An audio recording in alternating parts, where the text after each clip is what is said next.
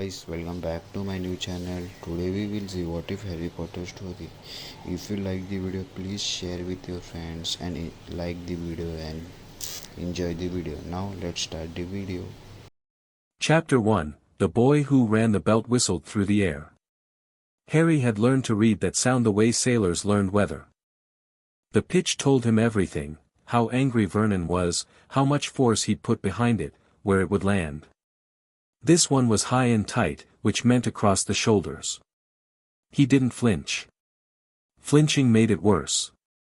The leather cracked against his back, and Harry bit down on the inside of his cheek hard enough to taste copper. His hands stayed flat on the kitchen counter where Vernon had shoved them, fingers splayed against cold tile. Don't move. Don't make a sound. Don't give him the satisfaction.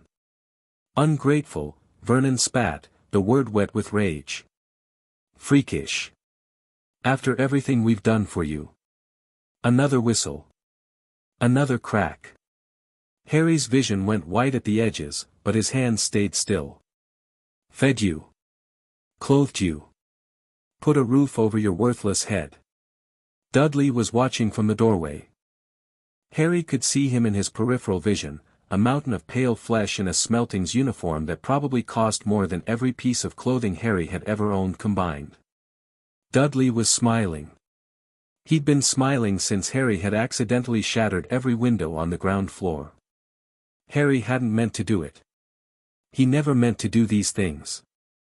But Vernon had been screaming in his face, so close Harry could count the burst capillaries in his bulging cheeks, and something inside him had just pushed. Every window. Simultaneously. Glass spraying outward in a perfect circle, as if the house itself had decided to exhale. That had been an hour ago. The belt had been going for what felt like a century. 1,800 pounds, Vernon snarled between swings. 1,800 bloody pounds to replace those windows, and you'll work off every penny, boy. I'll have you scrubbing floors until your hands bleed. Harry's fingers twitched. No, he told himself. Not again. You'll only make it worse. But the thing inside him didn't listen to reason. It never had. It was older than reason, deeper than thought, and it was angry. The kitchen light flickered. Vernon paused mid-swing, his eyes darting upward. The bulb buzzed, strobing like a dying heartbeat, casting shadows that jumped and writhed across the walls. What are you doing? Vernon's voice had changed. The rage was still there, but something else had crept underneath it. Something that made Harry want to smile, even through the pain. Fear. I'm not doing anything, Uncle Vernon. His voice came out flat. Calm. That probably scared Vernon more than the flickering lights. You're a liar. Vernon's grip tightened on the belt. You're a freak and a liar, and I should have drowned you the day they left you on our doorstep. The thing inside Harry uncoiled. No, he thought desperately. Not yet. I'm not ready. I don't even know what, but it didn't matter what he knew. It didn't matter that he'd spent 3 years in the local library reading everything he could find about physics and biology and the fundamental laws of the universe, trying to understand what he was, what he could do. It didn't matter that he'd practiced in secret, learning to make small things move, to unlock doors, to light candles with nothing but intention. When Vernon raised the belt again, Harry's body moved without his permission. He spun. His hand came up. And Vernon Dursley flew backward as if he'd been shot from a cannon. The sound was horrible, a wet, meaty thud as 250 pounds of furious Englishmen hit the refrigerator hard enough to dent the door. Vernon slid to the floor, eyes rolling white, a thin line of blood trickling from his nose. Silence. Harry stood in the middle of the kitchen, breathing hard, his raised hand trembling. The burns on his back screamed with every heartbeat, but he barely felt them. He was staring at his palm like he'd never seen it before. He'd pushed Vernon. With his mind. On purpose. Well. Mostly on purpose. Vernon. Petunia's shriek came from upstairs, followed by thundering footsteps. Vernon, What was that noise? Dudley was pressed against the doorframe, his face the color of old milk. His piggy eyes were fixed on Harry with an expression Harry had never seen before. It wasn't fear, exactly. It was something more primal. The recognition of a predator. "You," Dudley whispered. "You're a monster." Harry lowered his hand slowly. The trembling had stopped. When he spoke, his voice was still that eerie calm that didn't feel like it belonged to him. "Yes," he said. "I suppose I am." He walked past Dudley without looking at him, his bare feet silent on the linoleum. Petunia was coming down the stairs now, her face already twisted into that familiar mask of hatred and horror that Harry had grown up seeing every day of his life. He didn't stop. "Where do you think you're going?" Petunia grabbed his arm as he reached the front door. Her fingers dug into the welts on his bicep, and he had to clench his jaw against the pain. "You're not going anywhere, boy. You're going to your cupboard, and you're going to stay there until we decide what to do with you." Harry looked at her hand on his arm. Then he looked at her face. "Let go. Don't you dare take that tone with me, you ungrateful little, let go." Something in his voice made her fingers spring open like she'd touched a hot stove. Petunia stumbled backward, her hand pressed to her chest, her breath coming in short gasps. "What are you?" she whispered. "What are you?" Harry pulled open the front door. The night air hit him like a blessing, cool and clean and free. "I'm leaving," he said. "I'm not coming back." "You can't. You're 7 years old. Where would you even, anywhere?" He stepped onto the front step, then paused. Looked back at the woman who had hated him since the day he'd arrived, who had starved him and worked him and called him boy like his name was something dirty. "Anywhere is better than here." He walked down the path. Behind him, he heard Petunia call out one more time, "You'll die out there. You're nothing. You're no one. You'll come crawling back, you little freak, you'll see." Harry reached the sidewalk and turned left, toward the main road, toward the train station, toward London. He didn't look back. The first night was the worst. Not because of the cold. April in England was chilly but survivable, especially if you kept moving. Not because of the hunger, though his stomach had been a tight knot of emptiness for hours. Harry was used to hunger. The Dursleys had made sure of that. No, the worst part was the fear. Not the fear of being caught. Not the fear of what was behind him. The fear of what was ahead. Harry sat in the corner of a bus shelter somewhere in the sprawl between Little Whinging and London, his knees pulled to his chest, his too big shirt, one of Dudley's cast-offs, wrapped around him like a blanket. His back was a map of pain, each welt a hot line of fire against the cold plastic of the bench, but he didn't let himself focus on that. He'd stolen £43 from Petunia's purse on his way out. He'd bought a ticket to London, then gotten off 3 stops early when he'd noticed the conductor looking at him too closely. Now he was somewhere in the suburban wasteland, watching cars pass on the road, trying to figure out his next move. "You're 7 years old," Petunia's voice echoed in his head. "Where would you even go?" He didn't know. He'd never been anywhere except Little Whinging and, once, a miserable day at the zoo that had ended with Dudley shoving him into the reptile house and a snake somehow ending up on the other side of the glass. But Harry had read books. Thousands of them, in the years since he'd learned that the local library was the one place the Dursleys would let him go, if only because it got him out of the house. He'd read about survival, about history, about science. He'd read about runaways and street children and the grim statistics of kids who tried to make it on their own. He knew the odds. He just didn't care. Anything was better than going back. A police car rolled past, slow enough that the officer could scan the bus shelter. Harry pulled his shirt up over his distinctive hair, hunched his shoulders, made himself smaller. Just another piece of trash. Nothing to see. The car kept moving. Harry let out a breath he didn't know he'd been holding. Okay, he thought. Think. What do you have? 37 pounds and change. The clothes on his back. Glasses held together with tape. A body covered in welts and scars that would raise questions if anyone looked too closely. And the thing inside him. The power. Whatever it was. Harry held up his hand, palm toward the streetlight. He concentrated, reaching for that feeling, the heat behind his eyes, the pressure in his chest, the sense of something more just beneath the surface of the world. A tiny flame flickered to life in his palm. Blue-white, dancing, impossible. He'd discovered this by accident, 3 months ago. He'd been locked in his cupboard, cold and hungry after forgetting to take Dudley's dishes to the sink, and he'd wished so hard for warmth that his hands had started to glow. He'd practiced every night since. Not because he'd known he would need it, he hadn't planned any of this, but because it was his.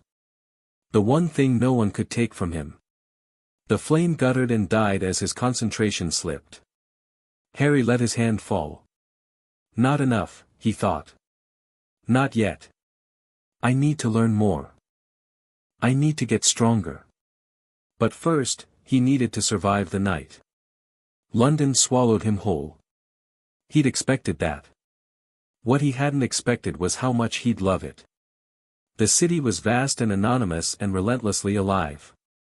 No one cared who you were or where you came from. No one looked twice at a small, thin boy in too big clothes as long as he kept his head down and his hands visible. There were thousands of invisible people in London, the homeless, the runaways, the lost, and Harry slipped into their ranks like he'd been born there. The first week was about learning the rules. Where to sleep, underground stations were warm but risky, the police swept them regularly. Parks were safer if you knew which ones had secluded spots. Empty buildings were best if you could find ones that weren't already claimed.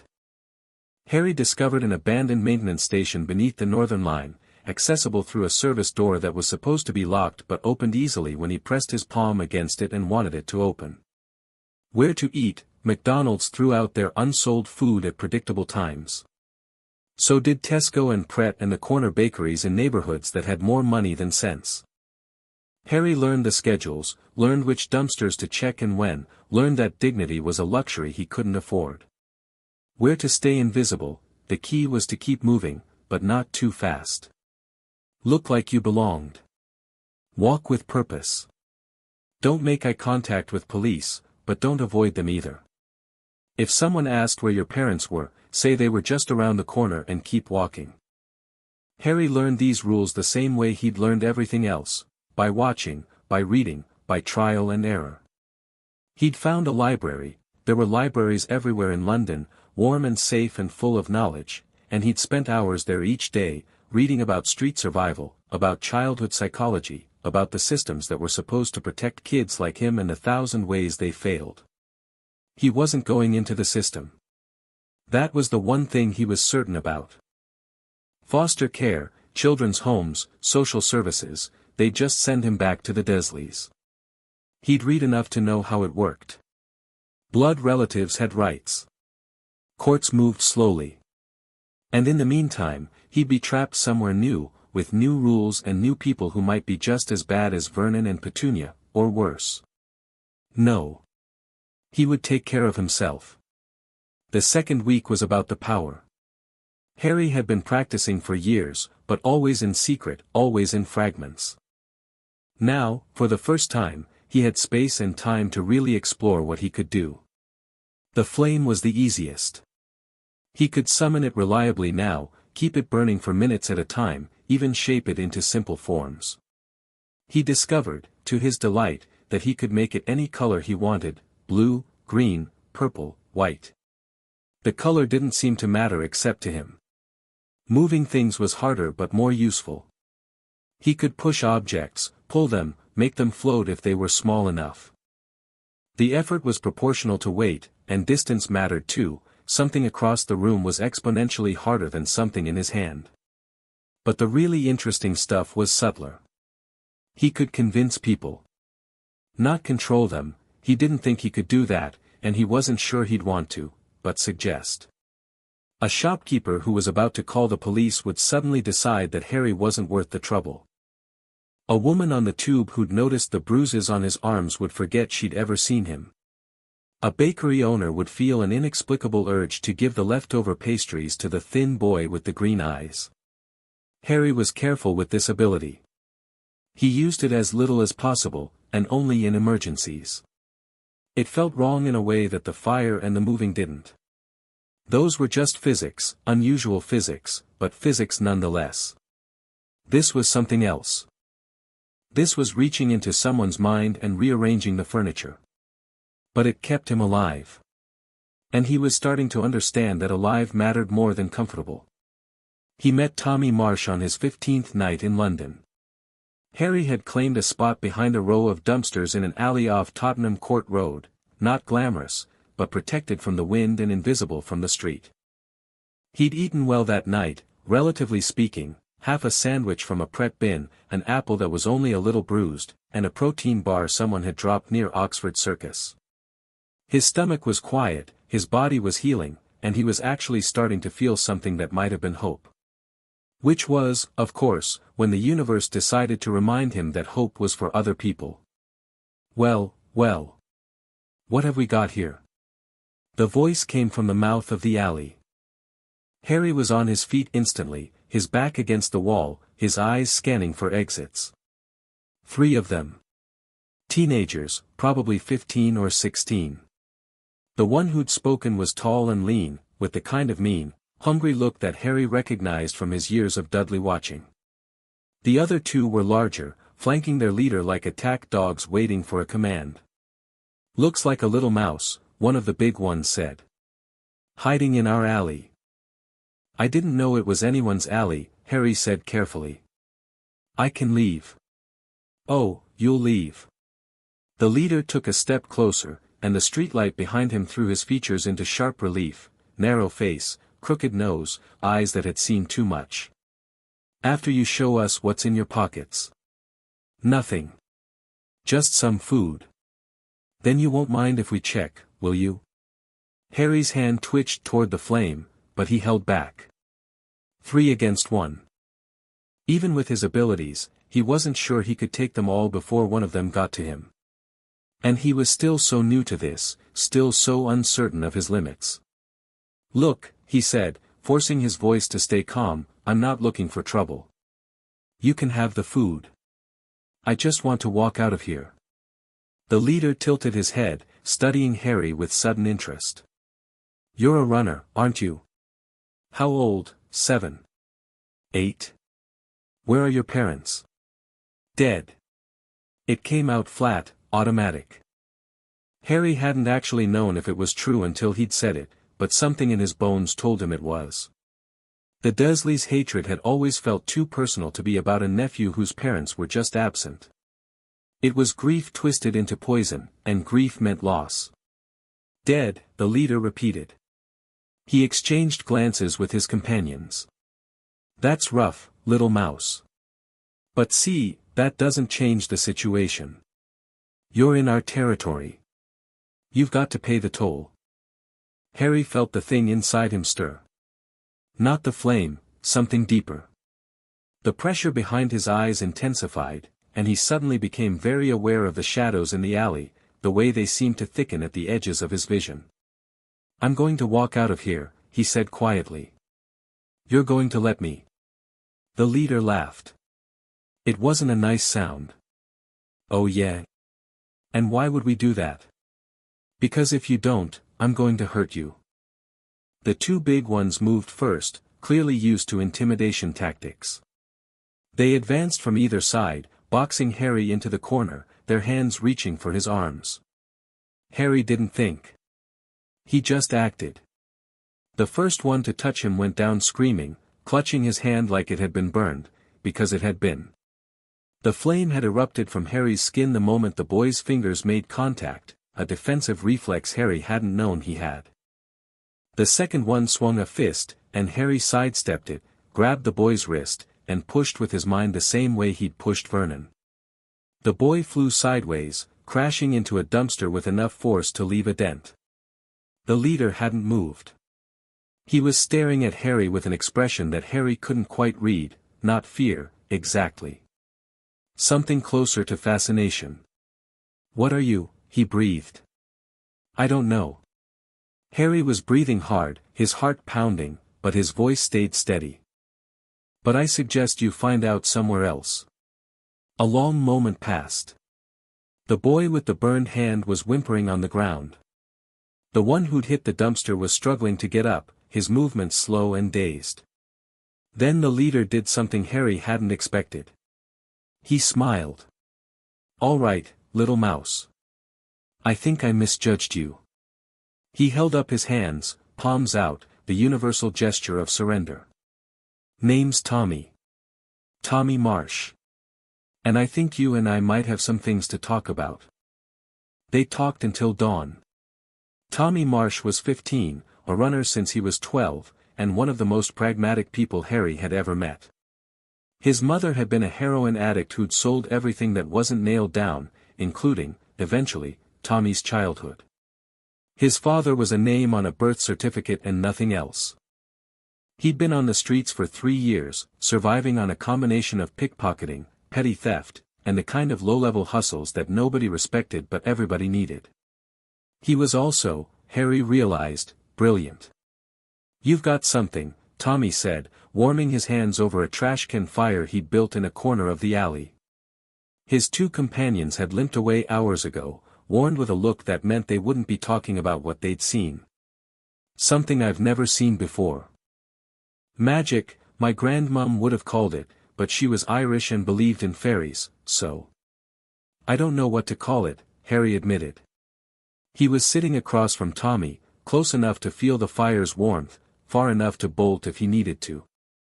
"I've been able to do things for as long as I can remember.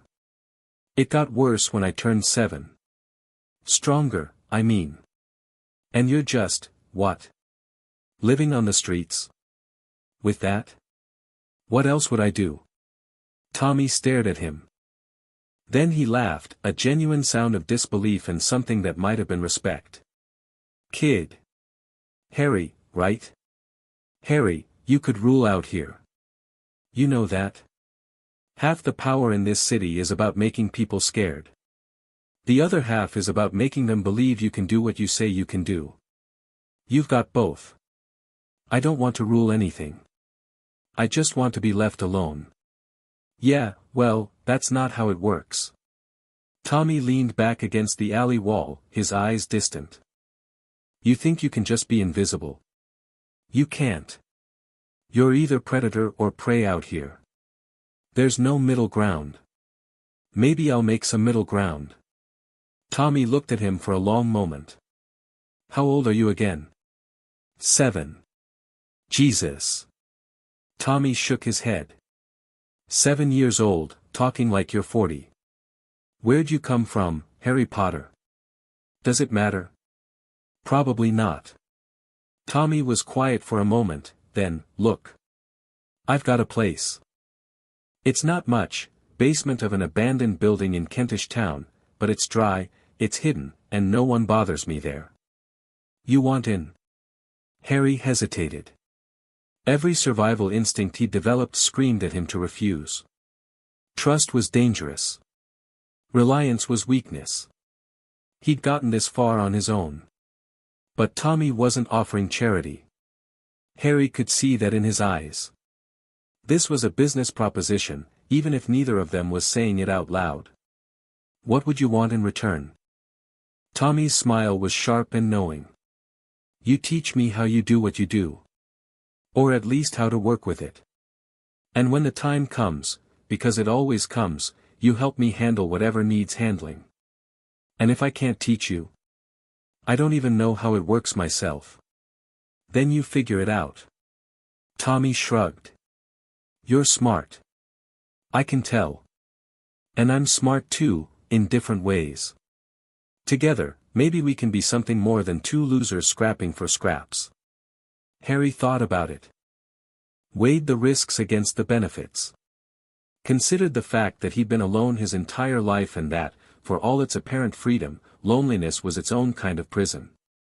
"Okay," he said finally. But I have conditions. Name them.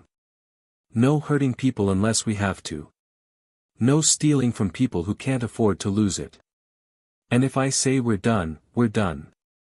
No arguments. Tommy studied him with those sharp, assessing eyes. Then he nodded slowly. You know what, Harry Potter? I think you might actually be the strangest person I've ever met. He held out his hand. Deal. Harry shook it.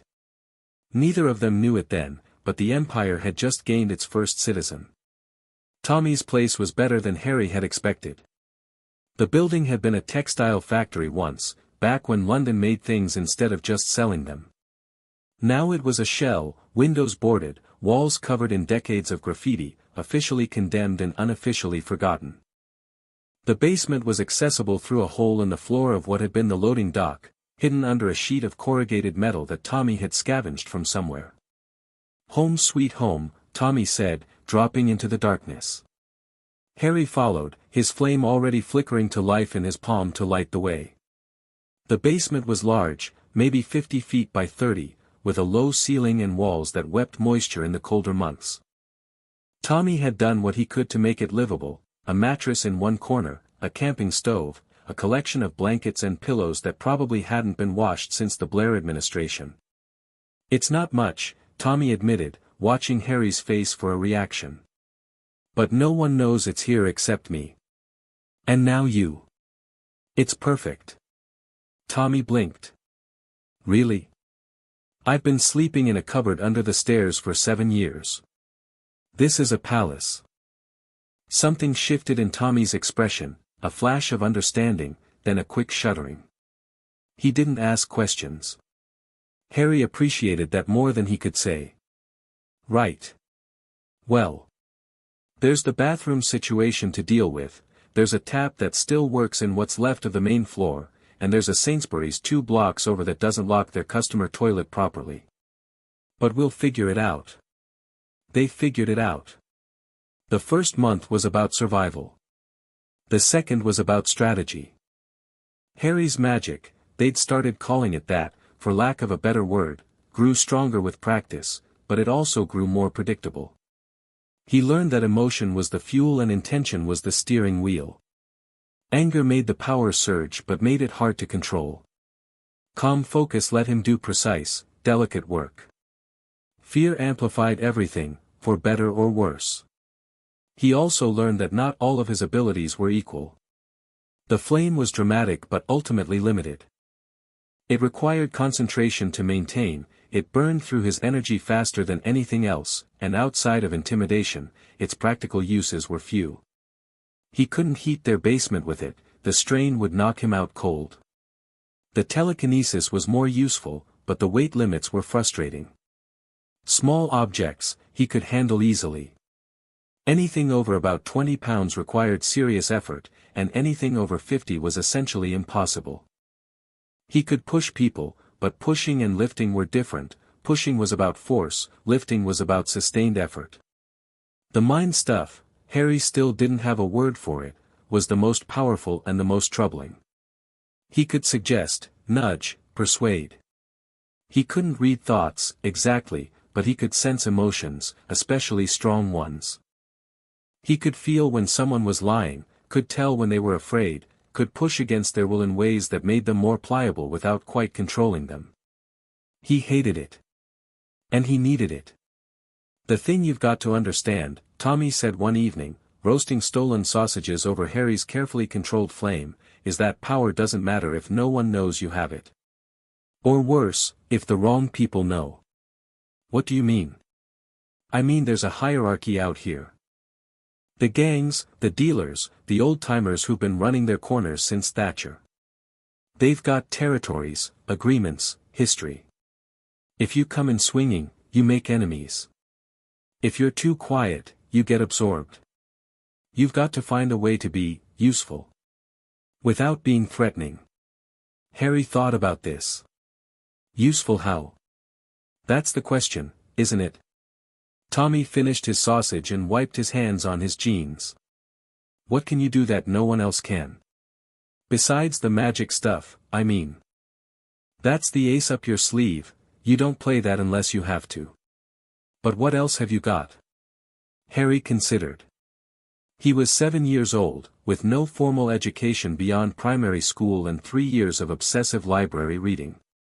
He had no connections, no resources, no reputation. What he had was his mind. I can read people, he said slowly. Predict what they're going to do. Understand what they want. Everyone thinks they can do that. Can everyone tell you that you're scared of your mother? Tommy went very still. What? You talk about her like she's nothing, just a junkie, just a problem you left behind. But you flinch whenever I mention needles. You go quiet when we walk past the methadone clinic on Camden Road. And sometimes, when you're asleep, you say, sorry, in this voice that sounds like you're about 8 years old. Tommy's face had gone carefully blank. That's a neat trick. It's not a trick. I pay attention. Most people don't. Harry met his eyes steadily. I'm not trying to hurt you, Tommy. I'm trying to answer your question. What can I do that no one else can?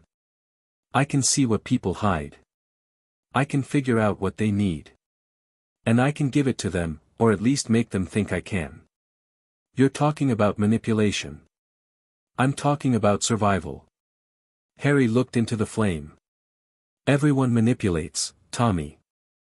The difference is whether you do it with intention or just bumble through and hope for the best. A long silence. Then Tommy laughed, a complicated sound that held too many emotions to name. God help anyone who goes up against you, Harry Potter. You're going to eat them alive. Their first real test came 6 weeks later. Harry had been watching the Hollows for days. They were a group of street kids, maybe 20 strong, operating out of an abandoned church in Islington. Their leader was a 16-year-old named Marcus with dead eyes and quick fists, and he ran his group like a military unit. Everyone had a role, everyone had a quota, and anyone who didn't meet expectations got corrected. Harry had seen Marcus correct someone. He still had nightmares about it. The Hollows had noticed Tommy and Harry. That was inevitable. Kentish Town wasn't far from their territory, and 2 new faces meant either potential recruits or potential threats. Marcus had sent scouts twice already, and Tommy's increasingly nervous reports made it clear that recruitment was going to stop being optional soon. We should run, Tommy said, pacing the length of the basement. Find somewhere else. There's always somewhere else. And when the next Marcus finds us, then we run again. And again. And again. Harry shook his head. That's not living, Tommy. That's just existing. Existing is better than not existing, which is what's going to happen if Marcus decides we're a problem. Harry was quiet for a moment. He'd been thinking about this for days, running scenarios in his head, trying to find an angle that didn't end in violence. But Marcus was simple in a way that made him predictable. He understood force, respected force, and only feared force. Everything else was just noise. What if, Harry said slowly, we gave Marcus exactly what he wants? Tommy stopped pacing. What? He wants power. Control. Resources. What if we could offer him all of that, but on terms that keep us safe? And how exactly would 2 kids with nothing offer anything to Marcus? Harry smiled. It was not a particularly nice smile. Because we have something he doesn't. Something no one on these streets has. He held up his hand, and a flame bloomed in his palm, blue-white and dancing. We have magic. The meeting happened 3 nights later, in neutral territory, a stretch of the Regent's Canal that nobody claimed because nobody wanted the hassle of the police presence. Marcus came with 6 of his best. Harry came with Tommy and the memory of every beating Vernon Dursley had ever given him. So you're the little freak everyone's been talking about. Marcus circled Harry slowly, his eyes flat and assessing. Doesn't look like much to me. I'm not trying to look like anything, Harry said calmly. I'm trying to offer you a business proposition. A business proposition.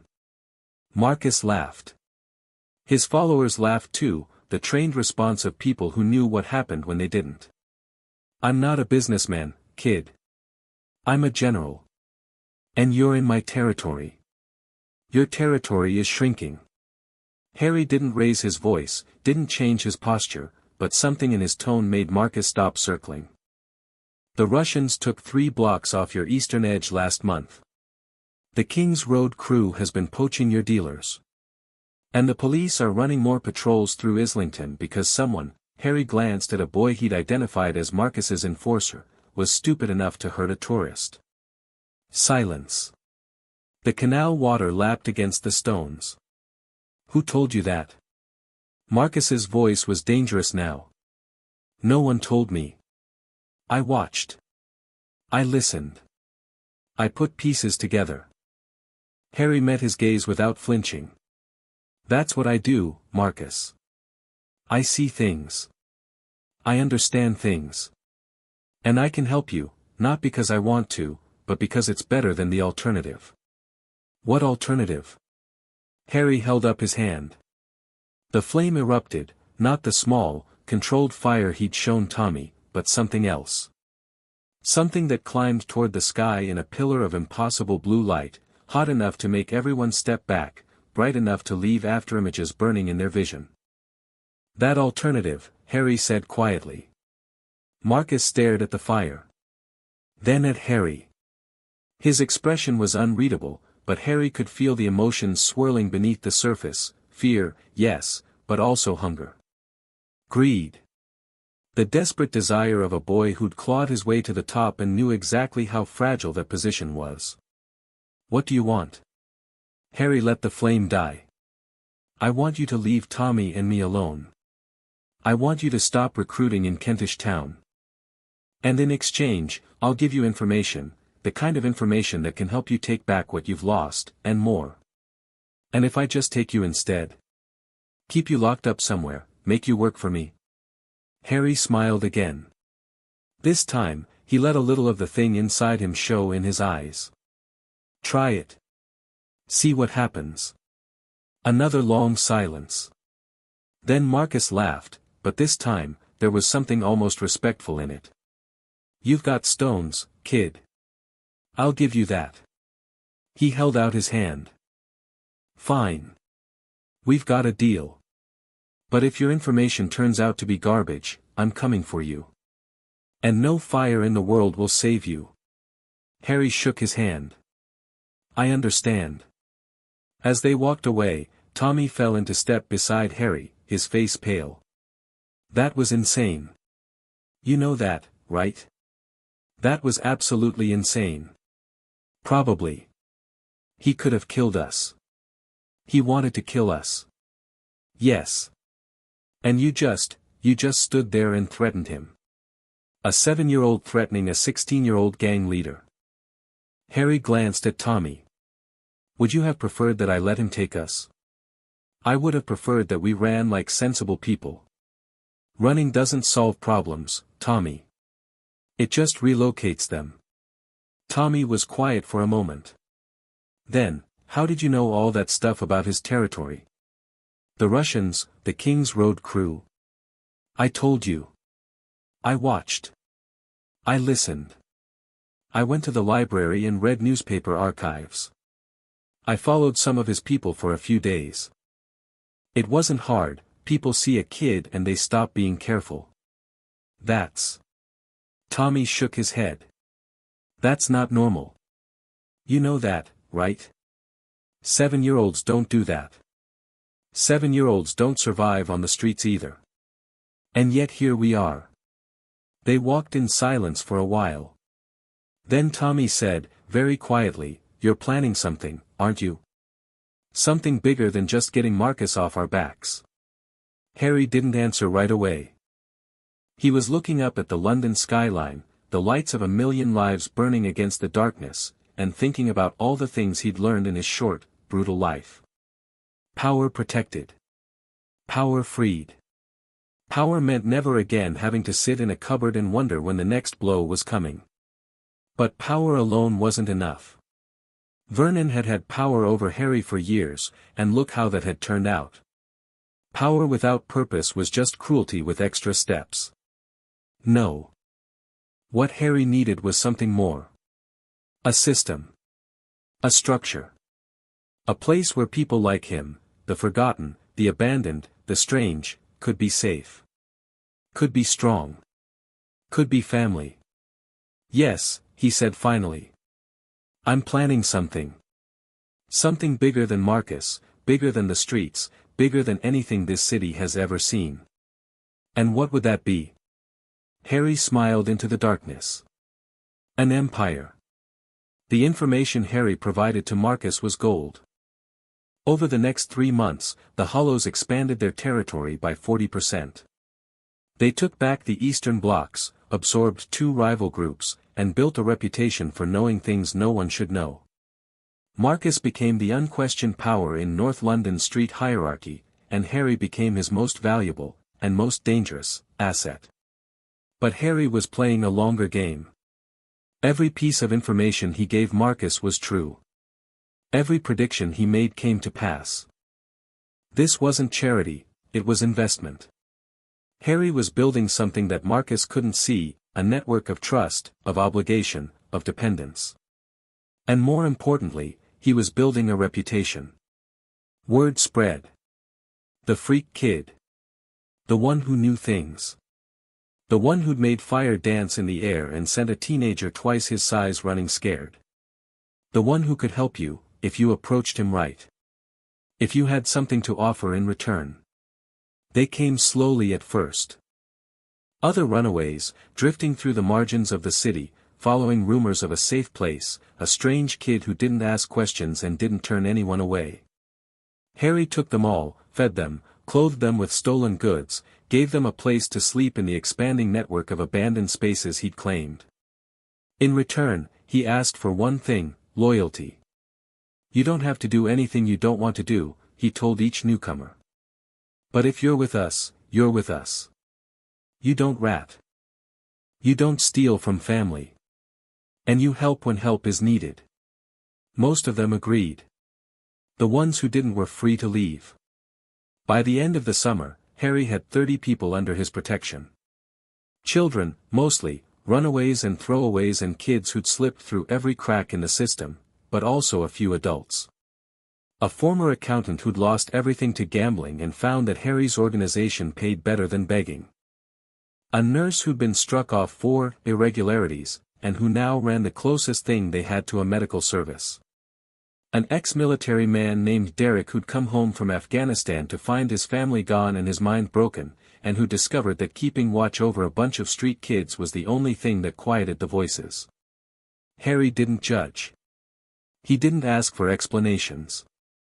He just offered a deal, you give me your skills, I give you a place to belong. It worked. The Underground, they needed a name, and Harry had always liked that one, operated out of 6 separate locations by autumn.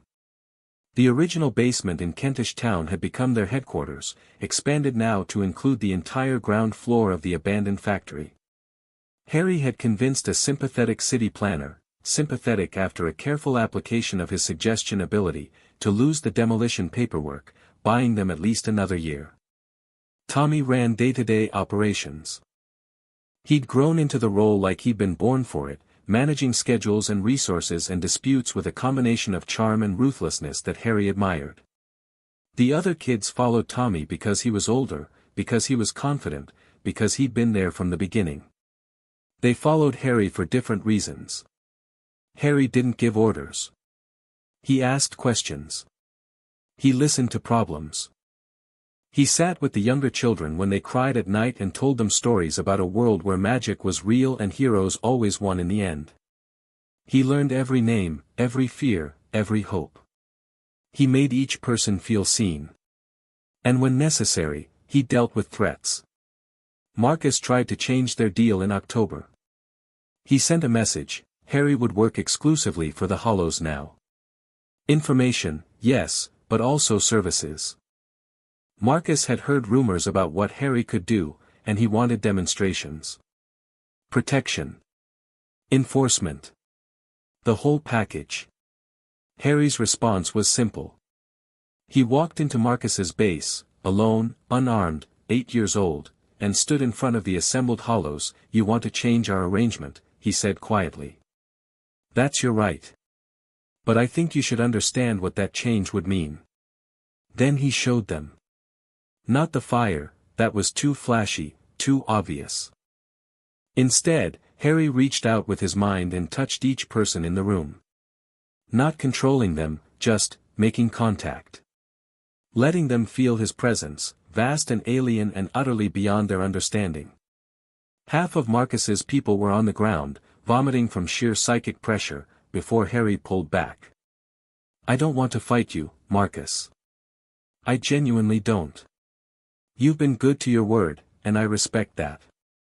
Harry stepped closer, close enough that Marcus could see the weird glow behind his green eyes. "But if you try to take what's mine, if you come for my people, I will unmake everything you've built. Not because I hate you, I don't, but because I can. Do you understand?" Marcus understood. Their deal returned to its original terms. And Marcus, for the first time in his life, started sleeping with one eye open. The first nightmare came in November. Harry had experienced bad dreams before. You didn't survive 7 years with the Dursleys without accumulating some nighttime terrors, but this was different. This felt real. He was standing in darkness. Not the darkness of night, but something deeper, something that had weight and texture and presence. The ground beneath his feet wasn't ground at all, it was stone, ancient and cold, carved with symbols he couldn't quite see but somehow recognized. And there was something in the dark with him. "Hello, little prince." The voice came from everywhere and nowhere, a whisper that resonated in his bones. "I've been watching you. Such power. Such potential. Such waste." Harry tried to speak, but his voice didn't work here. He tried to summon his flame, but the darkness swallowed it like a candle in a hurricane. "You think you're building an empire, child. You think you're creating something new. But everything you make is built on sand. One push, and it all falls down." The symbols on the ground were glowing now, a sickly green gold that hurt to look at. Harry wanted to look away, but he couldn't. He couldn't move at all. Unless. The darkness smiled. Harry couldn't see it, but he felt it, a vast, ancient amusement directed at him like a spotlight. "Unless you accept my gift. My power. My truth. Let me in, little prince. Let me show you what real empire looks like." Harry woke up screaming. Bad dream? Tommy was there, crouched beside Harry's mattress, his face creased with worry. Harry took a shuddering breath. "Yeah. Just a bad dream. Want to talk about it?" "No." Harry sat up, running his hands through his sweat-soaked hair. "No, I don't think I do." Tommy didn't push. That was one of the things Harry liked about him, he knew when to shut up. But the dream didn't go away. Night after night, Harry found himself back in that impossible darkness, listening to that impossible voice. It offered him things, power, knowledge, freedom from fear, and each time, he refused. Each time, he woke up screaming. After 2 weeks of this, he started to wonder if it was just a dream at all. The year turned. Harry was 8 now, or close enough. He didn't know his exact birthday, the Dursleys had never celebrated it, and his Hogwarts letter wouldn't arrive for 3 more years, but he'd picked January 1st as his new one. A fresh start. A clean slate. The underground had grown to 53 members. They'd taken over an entire block of abandoned buildings in North London, connected by tunnels that Harry had created with his magic, hidden from the outside world by a combination of misdirection and outright illusion. They had regular income now. Tommy had set up a dozen small hustles, nothing too criminal, nothing that would attract serious attention, and they had connections throughout the street hierarchy. Harry was no longer just a curiosity. He was a power. But power, he was learning, attracted attention. "There's people asking about you, Derek reported one morning, his scarred face grim. Not street people. Proper people. Suits. Questions about the Kentish town building, about energy readings, about anomalies. Energy readings? That's the word they used. Anomalous energy signatures. Sound like anything to you? Harry thought about the fire. The telekinesis. The mind stuff. All the things he could do that no one should be able to do. Yeah, he said slowly. That sounds like something. He started being more careful after that. More subtle. He still used his abilities. You couldn't protect an empire without power, but he kept the flashy stuff to a minimum, worked on the quiet techniques, the ones that didn't leave traces. It wasn't enough. 3 weeks after Derek's warning, Harry felt something he'd never felt before, another presence. Another power. Someone looking for him, reaching out with senses that weren't eyes, searching the city for the source of the anomalies. Harry pulled back, hid himself, wrapped his mind in layers of misdirection and confusion. The searching presence withdrew. But Harry knew, with the certainty of someone who'd spent his whole life being hunted, that it would be back. Something was coming. Something bigger than Marcus, bigger than the streets, bigger than anything he'd prepared for. And he had 3 years to get ready. The night before his first anniversary on the streets, Harry stood on the roof of the Kentish town building, looking out over the city. London spread beneath him like a circuit board, lights and shadows, movement and stillness. Somewhere out there, Vernon and Petunia were sitting down to dinner, probably celebrating a year of freedom from their freakish nephew. Somewhere, a 7-year-old boy was being beaten for something he couldn't control. Somewhere, a child was wondering if there was anywhere in the world where they might belong. I found a place, Harry whispered into the wind. I built a place. And I'm going to make it bigger. I'm going to make it so big that no one, will ever be able to take it away. Behind him, in the building he'd claimed, 53 people were sleeping. His people. His family. His empire. Harry Potter, the boy who ran, looked out over his kingdom and made a promise. He would never run again. Chapter 1 and Chapter 2, The Underground 6 months changed everything. Harry stood in the center of what had once been a derelict factory floor and was now the beating heart of an operation that most adults couldn't have imagined, let alone built. The space had been transformed, not through renovation, but through necessity and ingenuity. Salvaged furniture created distinct areas, a mess hall with mismatched tables, a medical corner where Sarah the struck-off nurse kept her supplies, a planning space with maps and charts pinned to boards that Tommy had liberated from a closing school. 73 people now. 73 mouths to feed, 73 stories of abandonment and loss, 73 reasons why Harry couldn't afford to fail. The Southwark expansion is ready, Tommy said, falling into step beside Harry as he walked the morning rounds. At 15 and a half, Tommy had grown into his role like a second skin, confident, capable, utterly dedicated. Marcus's people finished clearing out last week. We can move the overflow group in by Thursday. Who's leading it? I was thinking Derek. He's solid, and the younger kids trust him. Harry nodded. Derek had found purpose in protecting others, channeling whatever demons haunted him into something constructive. Good choice. Make sure he has at least 2 people who can handle the administrative side. Derek's great with security, but paperwork makes him twitchy. Tommy grinned.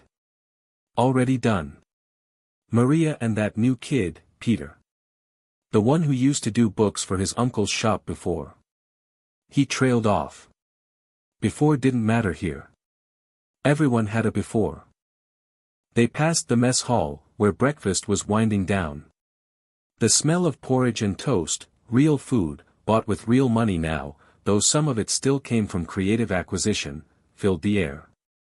Children looked up as Harry passed, and he made sure to meet each pair of eyes, to nod, to smile. These small acknowledgments mattered more than grand gestures. Anything else? The usual supply issues. We're burning through medical supplies faster than Sarah can acquire them. And there's been some tension with the Whitechapel group. Nothing serious, but they're pushing at the boundaries. Set up a meeting. I'll talk to their leader. That's Razor Jenny. She's not going to be impressed by an 8-year-old. Then I'll have to change her mind. Tommy shook his head, that familiar expression of bemused respect crossing his face. One of these days, you're going to walk into a situation you can't talk or magic your way out of. Probably. But not today. Harry continued his rounds, checking in with section leaders, listening to concerns, solving the small problems before they could become big ones. This was the real work of leadership, not the dramatic confrontations or displays of power, but the endless, grinding maintenance of a community that had no safety net except itself. He was examining a water damage issue in the eastern corridor when the alarms went off. Not literal alarms, they couldn't afford anything that obvious, but the network of watchers and signals that Derek had established. 3 sharp whistles, repeated twice. Incoming unknown, potentially hostile. Harry was moving before the second repetition finished, Tommy at his heels. They reached the main entrance in under a minute, where Derek was already positioned with 2 of his best, watching the concealed door that led to the outside world. Single contact, Derek reported, his voice low and steady. Small, young. Came straight here like she knew exactly where we were. That's impossible. No one finds us unless we want them to. That's what I thought. But she walked right past the first 3 decoys, ignored the false trails, and stopped exactly in front of the real entrance. Derek's scarred face was troubled.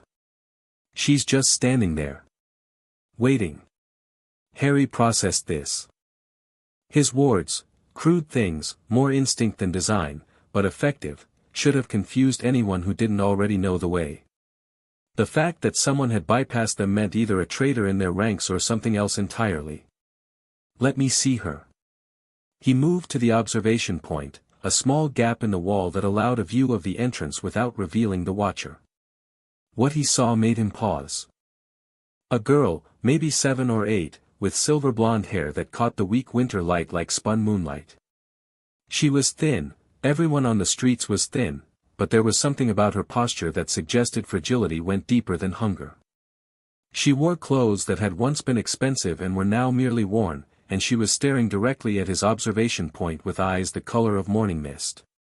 She knows I'm watching, Harry murmured. How? I don't know. He studied her for another moment. Open the door. Harry, open it. Derek exchanged glances with Tommy, but he did as he was told. The concealed panel slid aside, revealing the girl standing in the alley beyond, utterly unsurprised. Hello, she said. Her voice was dreamy, disconnected, as if she were commenting on the weather rather than addressing a hidden fortress. The Nargles showed me the way. They said you'd want to meet me. Harry felt the thing inside him stir, not in warning, but in recognition. Whatever this girl was, she was like him. Different, but similar. Another piece that didn't fit the normal puzzle. Come in, he said. We need to talk. Her name was Luna Lovegood, and she saw things that weren't there. Or rather, she saw things that were there but that no one else could perceive. Harry understood the distinction within minutes of their conversation, even if he couldn't have explained it to anyone else. They sat in his private space, a small room off the main hall, furnished with a desk, a chair, and a mattress that was slightly better than everyone else's, while Luna perched on a salvaged ottoman, her misty eyes tracking things in the corners that Harry couldn't see. The Raxperts are very thick here, she observed. That happens when people have a lot of worries. They feed on confusion. And what are Raxperts, exactly? Little invisible creatures. They float into your ears and make your brain go fuzzy. She said this with complete conviction, as if it were the most obvious thing in the world. Harry considered his response carefully. The easy assumption was that Luna was mad, the streets were full of people whose minds had cracked under pressure. But something about her certainty, and the way she'd found them, suggested otherwise. Can you see them right now? Of course. There's one near your left ear. Should I? She made a gentle shooing motion, and Harry felt something, the faintest brush of displaced air, or maybe displaced something, move away from his head. His mind did feel slightly clearer. How did you find us, Luna? I told you. The Nargles. And what are Nargles? They're mischievous spirits. They hide in mistletoe and steal things, but they're also very good at finding paths. Hidden paths, especially. Luna tilted her head, studying him with those unsettling eyes. You have paths around this place. Confusing ones. But the Nargles showed me the true way. Harry's wards. She was describing his wards as if they were physical things she'd simply navigated around. Are you a witch, Luna? The question surprised her. That's what Mummy called herself. A witch. She did magic, real magic, with a wand and potions and everything. But I'm not. I'm something else, I think. I see things.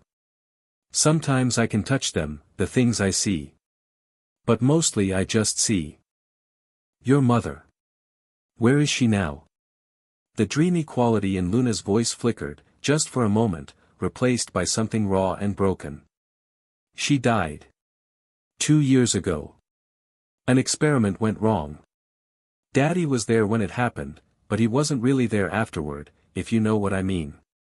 His body stayed, but the rest of him went somewhere else. Harry knew exactly what she meant.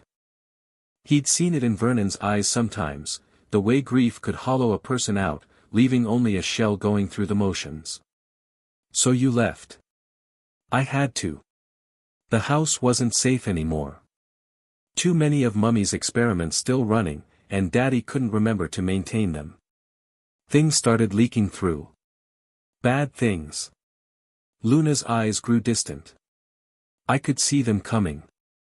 The Nargles warned me. So I packed a bag and walked away. And you've been on your own since then. The creatures help me. The ones most people can't see. They show me where to find food, where to sleep safely. And they told me about you. She focused on Harry with sudden, startling intensity. They said you're building something. Something important. They said I should be part of it. Harry leaned back, processing. A girl who could see invisible creatures, who had navigated his wards like they were street signs, whose mother had been a witch. In any other context, he would have assumed she was delusional. But he could set things on fire with his mind and move objects without touching them, so perhaps his standards for delusional needed adjustment. The creatures that told you about me. What did they say, exactly? Luna smiled, and for just a moment, her dreamy disconnect vanished, replaced by something sharper and stranger. They said you're going to change everything. They said you're going to tear down walls that have stood for centuries and build something new in their place. They also said, she paused, her expression troubled. They said something bad is coming. Something old and hungry that's been sleeping for a very long time. And that you're the only one who might be able to stop it. The dreams. The voice in the darkness. The impossible presence that had been haunting his nights for months. What else did they tell you about this, something bad? Not much. They're scared of it. Even the Nargles won't talk about it directly. But they showed me images sometimes, when I was sleeping. Stone corridors. Green gold light. A crown made of shadows. Luna shivered. And a king who wants to wake up. Harry had never told anyone about his nightmares. Not Tommy, not Derek, not a single member of his organization. He'd convinced himself they were just stress, just his mind processing the dangers of his new life. But Luna was describing them with perfect accuracy. Stay, he said abruptly. Join us. We'll find you a place, give you a role. You'll be safe here. Luna studied him with those misty eyes. I know. The creatures told me that too. She smiled again, and this time there was warmth in it, the genuine warmth of someone who had been alone for too long and had finally found a shore. I think I'd like that very much. Luna changed things. Not in obvious ways, she was too strange for obvious, but in subtle shifts that Harry noticed accumulating like snowfall. She had a gift for knowing when people were upset, appearing at their elbows with quiet comfort before they'd even admitted the problem to themselves. The younger children adored her, drawn by her gentle manner and endless patience for their questions. Even Derek, who trusted almost no one, found himself seeking her out when his nightmares got bad. She knows things, he told Harry one evening, his voice wondering. Things about me that I've never told anyone. She doesn't push, doesn't ask. She just knows. And somehow that makes it easier. Harry understood. Luna's sight, whatever it truly was, extended beyond invisible creatures into the realm of human emotion. She read people the way Harry read situations, with an intuitive grasp that transcended normal perception. But her most valuable contribution was strategic. Something's going to happen in Southwark tomorrow, Luna said one morning, appearing at Harry's elbow while he reviewed supply reports. The spirits are agitated. They keep showing me broken windows and red lights. Harry had learned to trust these warnings. What kind of something? I'm not sure. But it feels angry. And there are police uniforms in the vision, though they're wrong somehow. Like costumes rather than real uniforms. Harry's mind raced. Fake police meant a raid, probably by one of the rival groups looking to destabilize their expansion. Red lights might indicate fire, arson was a common intimidation tactic. He sent warnings to Derek and moved extra people into position. That night, 3 men in stolen police uniforms showed up at the Southwark safe house with petrol cans and matches. They found themselves facing a reception committee that knew exactly who they were and what they planned. No one died. Harry made sure of that. But the message was sent, the underground knew things before they happened. Luna's sight gave them an edge that no street organization had ever possessed. Within weeks, their reputation had shifted from dangerous to supernatural, and in London's shadow world, supernatural meant untouchable. 2 months after Luna's arrival, Marcus came calling. Not in person, he was too smart for that after their last encounter, but through an intermediary. One of his lieutenants, a wiry teenager named Ash who Harry had always found slightly more reasonable than the rest. He's got a problem, Ash explained, sitting across from Harry in the meeting room while Tommy and Derek flanked the exits. Some new crews moving into his territory. Not local. They've got connections, resources, and they don't respect the boundaries. Why is that my concern? Because they're coming for you next. Ash leaned forward, his face earnest. Look, I know you and Marcus have your thing. He's not going to admit he needs help. But I'm telling you, these people are different. They don't play by street rules. They've got suits involved, real suits, with money and lawyers and resources we can't touch. Harry felt a chill that had nothing to do with the room temperature. Suits. What kind of suits? Business types. One of them showed up last week, tried to buy out Marcus's operation. When Marcus told him to fuck off, the guy just smiled and said they'd be speaking again soon. Next day, 3 of our safe houses got raided by actual police, the real ones, and half our supply chain got busted. Someone with connections to law enforcement. More than that. Someone who knows things. Who our people are, where we operate, how we work. Inside information that shouldn't be possible. Harry glanced at Luna, who had been sitting quietly in the corner, her misty eyes distant. She nodded slightly. This is true. Tell Marcus I'll look into it, Harry said finally. No promises. But if these people are coming for us too, we need to understand what we're dealing with. After Ash left, Tommy voiced what everyone was thinking. This sounds like those suits Derek warned us about. The ones asking about anomalous energy readings. Yes. So someone out there knows about your abilities. Knows about us. And has the resources to move against organizations that have been established for years. Yes. Tommy exhaled. Well. Shit. Luna spoke up, her voice dreamy but her words precise. The spirits show me a name. Graves. There's a man named Graves who wants to collect unusual things. He's been watching for a long time, gathering information, building power. And he's very, very interested in you, Harry. Harry filed the name away. Can you see anything else about him? Not clearly. He's protected, somehow. Shielded from the things that see. But I know he's old, not in body, but in experience. He's been playing this game longer than anyone on the streets. Then we'll have to be careful. Harry stood, his mind already sorting through possibilities. Tommy, I want information. Everything we can find about wealthy businessmen with interests in unusual phenomena. Use the legitimate channels, newspapers, public records, anything that won't attract attention. And the illegitimate channels? Not yet. If this Graves person is as connected as Luna suggests, we can't afford to tip our hand. Information only, no contact.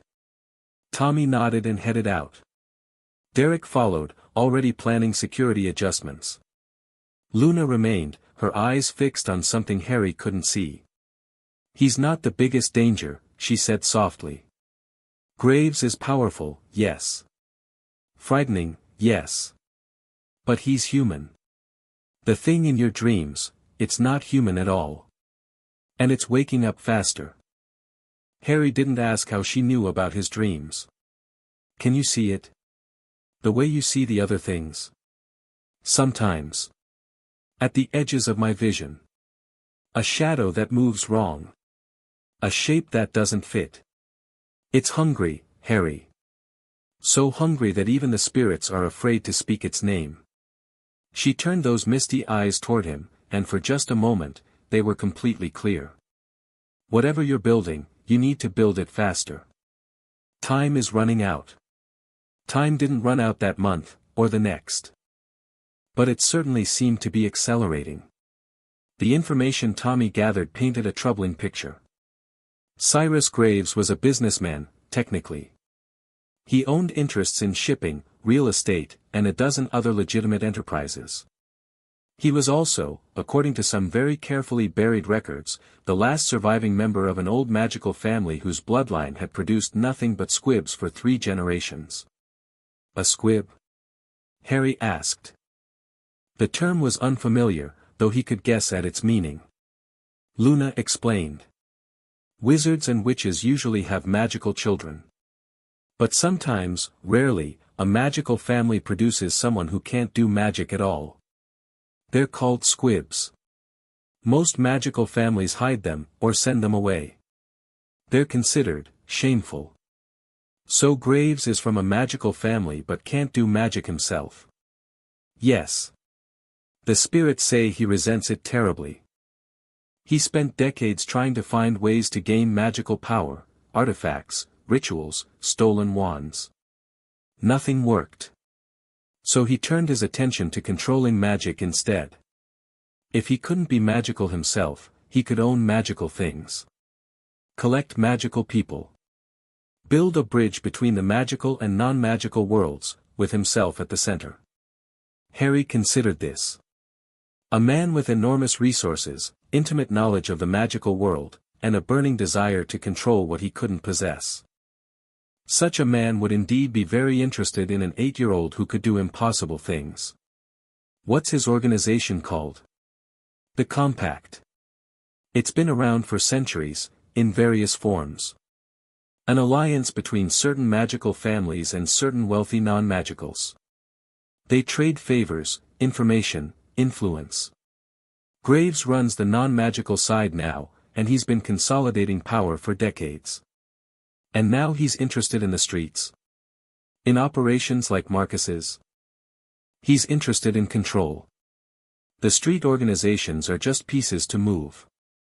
What he really wants is you. Harry felt the weight of that assessment settle onto his shoulders. He'd known, on some level, that his abilities would eventually attract powerful attention. He'd hoped to have more time, more resources, more knowledge before that happened. He had 73 people depending on him. He had an organization that was still fragile, still growing. He had dreams of something sleeping beneath London and the whispered warnings of invisible spirits. And now he had Cyrus Graves. "We need more information," he said finally. "More than Tommy can find in newspapers. I need to understand how Graves operates, what his weaknesses are, what he's really after." Luna tilted her head. "There might be a way. But it's dangerous. Everything's dangerous. This especially." She was quiet for a moment, consulting with things Harry couldn't perceive. "There's a meeting happening next week. Compact business, but lower level, a gathering to coordinate their street operations. Graves won't be there, but his people will. If you could get inside." "How would I do that?" "Marcus has been invited. They're trying to recruit him, absorb his organization into their structure. He's considering it, despite what Ash said." Harry processed the implications.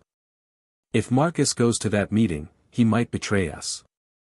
Give them everything he knows about the underground. Possibly. Or..." Luna's dreamy expression sharpened. "Or you could give him a reason not to. Remind him who's been helping him expand, who's been providing information that's worth more than anything the Compact could offer. Make it clear that betrayal has consequences. And then you convince him to take you along." Marcus didn't want to cooperate. "You're out of your mind," he said flatly. Harry had requested a meeting, their first face-to-face since the canal confrontation, and Marcus had agreed only because his curiosity outweighed his caution. The Compact isn't like the street crews. They've got connections that go all the way to the top. Government, police, military. You think you can just walk into one of their meetings and spy on them? Not spy. Observe. There's a difference. The difference being, spying implies I'm trying to steal their secrets. I just want to understand who they are, how they operate. Information I can use to protect my people, and yours." Marcus snorted. "My people don't need protection." "Really?" Harry reached into his pocket and produced a folded piece of paper. "Because according to this, the Compact is planning to absorb the Hollows into their street operations. You'd become a regional manager, reporting to their oversight committee. You'd have access to their resources, yes, but you'd also have to follow their rules. Their schedules. Their priorities." Marcus's eyes narrowed. "Where did you get that? Does it matter? The point is, they don't want an alliance. They want to own you. Is that what you worked so hard to build? So you could be someone's employee?" A long silence. Marcus's jaw worked, his hands clenching and unclenching at his sides. "And what's the alternative? Fight them? They'd crush us in a week. The alternative is information. Knowledge. Understanding their weaknesses before they have a chance to exploit ours." Harry met Marcus's gaze steadily. "You go to that meeting. I go with you, disguised, invisible, whatever it takes. We learn what they're really planning. And then we figure out how to turn it against them. And why would I trust you? After everything? Because I've never lied to you. I've threatened you, yes. But every piece of information I've ever given you has been accurate. Every prediction has come true." Harry stepped closer, letting some of the power inside him show in his eyes.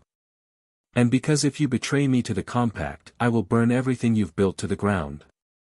Not out of anger, I don't hold grudges, but because that's the only way I'll be safe. You know what I can do, Marcus. You've seen it. Do you really want to test my limits?" Marcus stared at him for a long moment. Then he laughed, a harsh, bitter sound. "God, you're something else.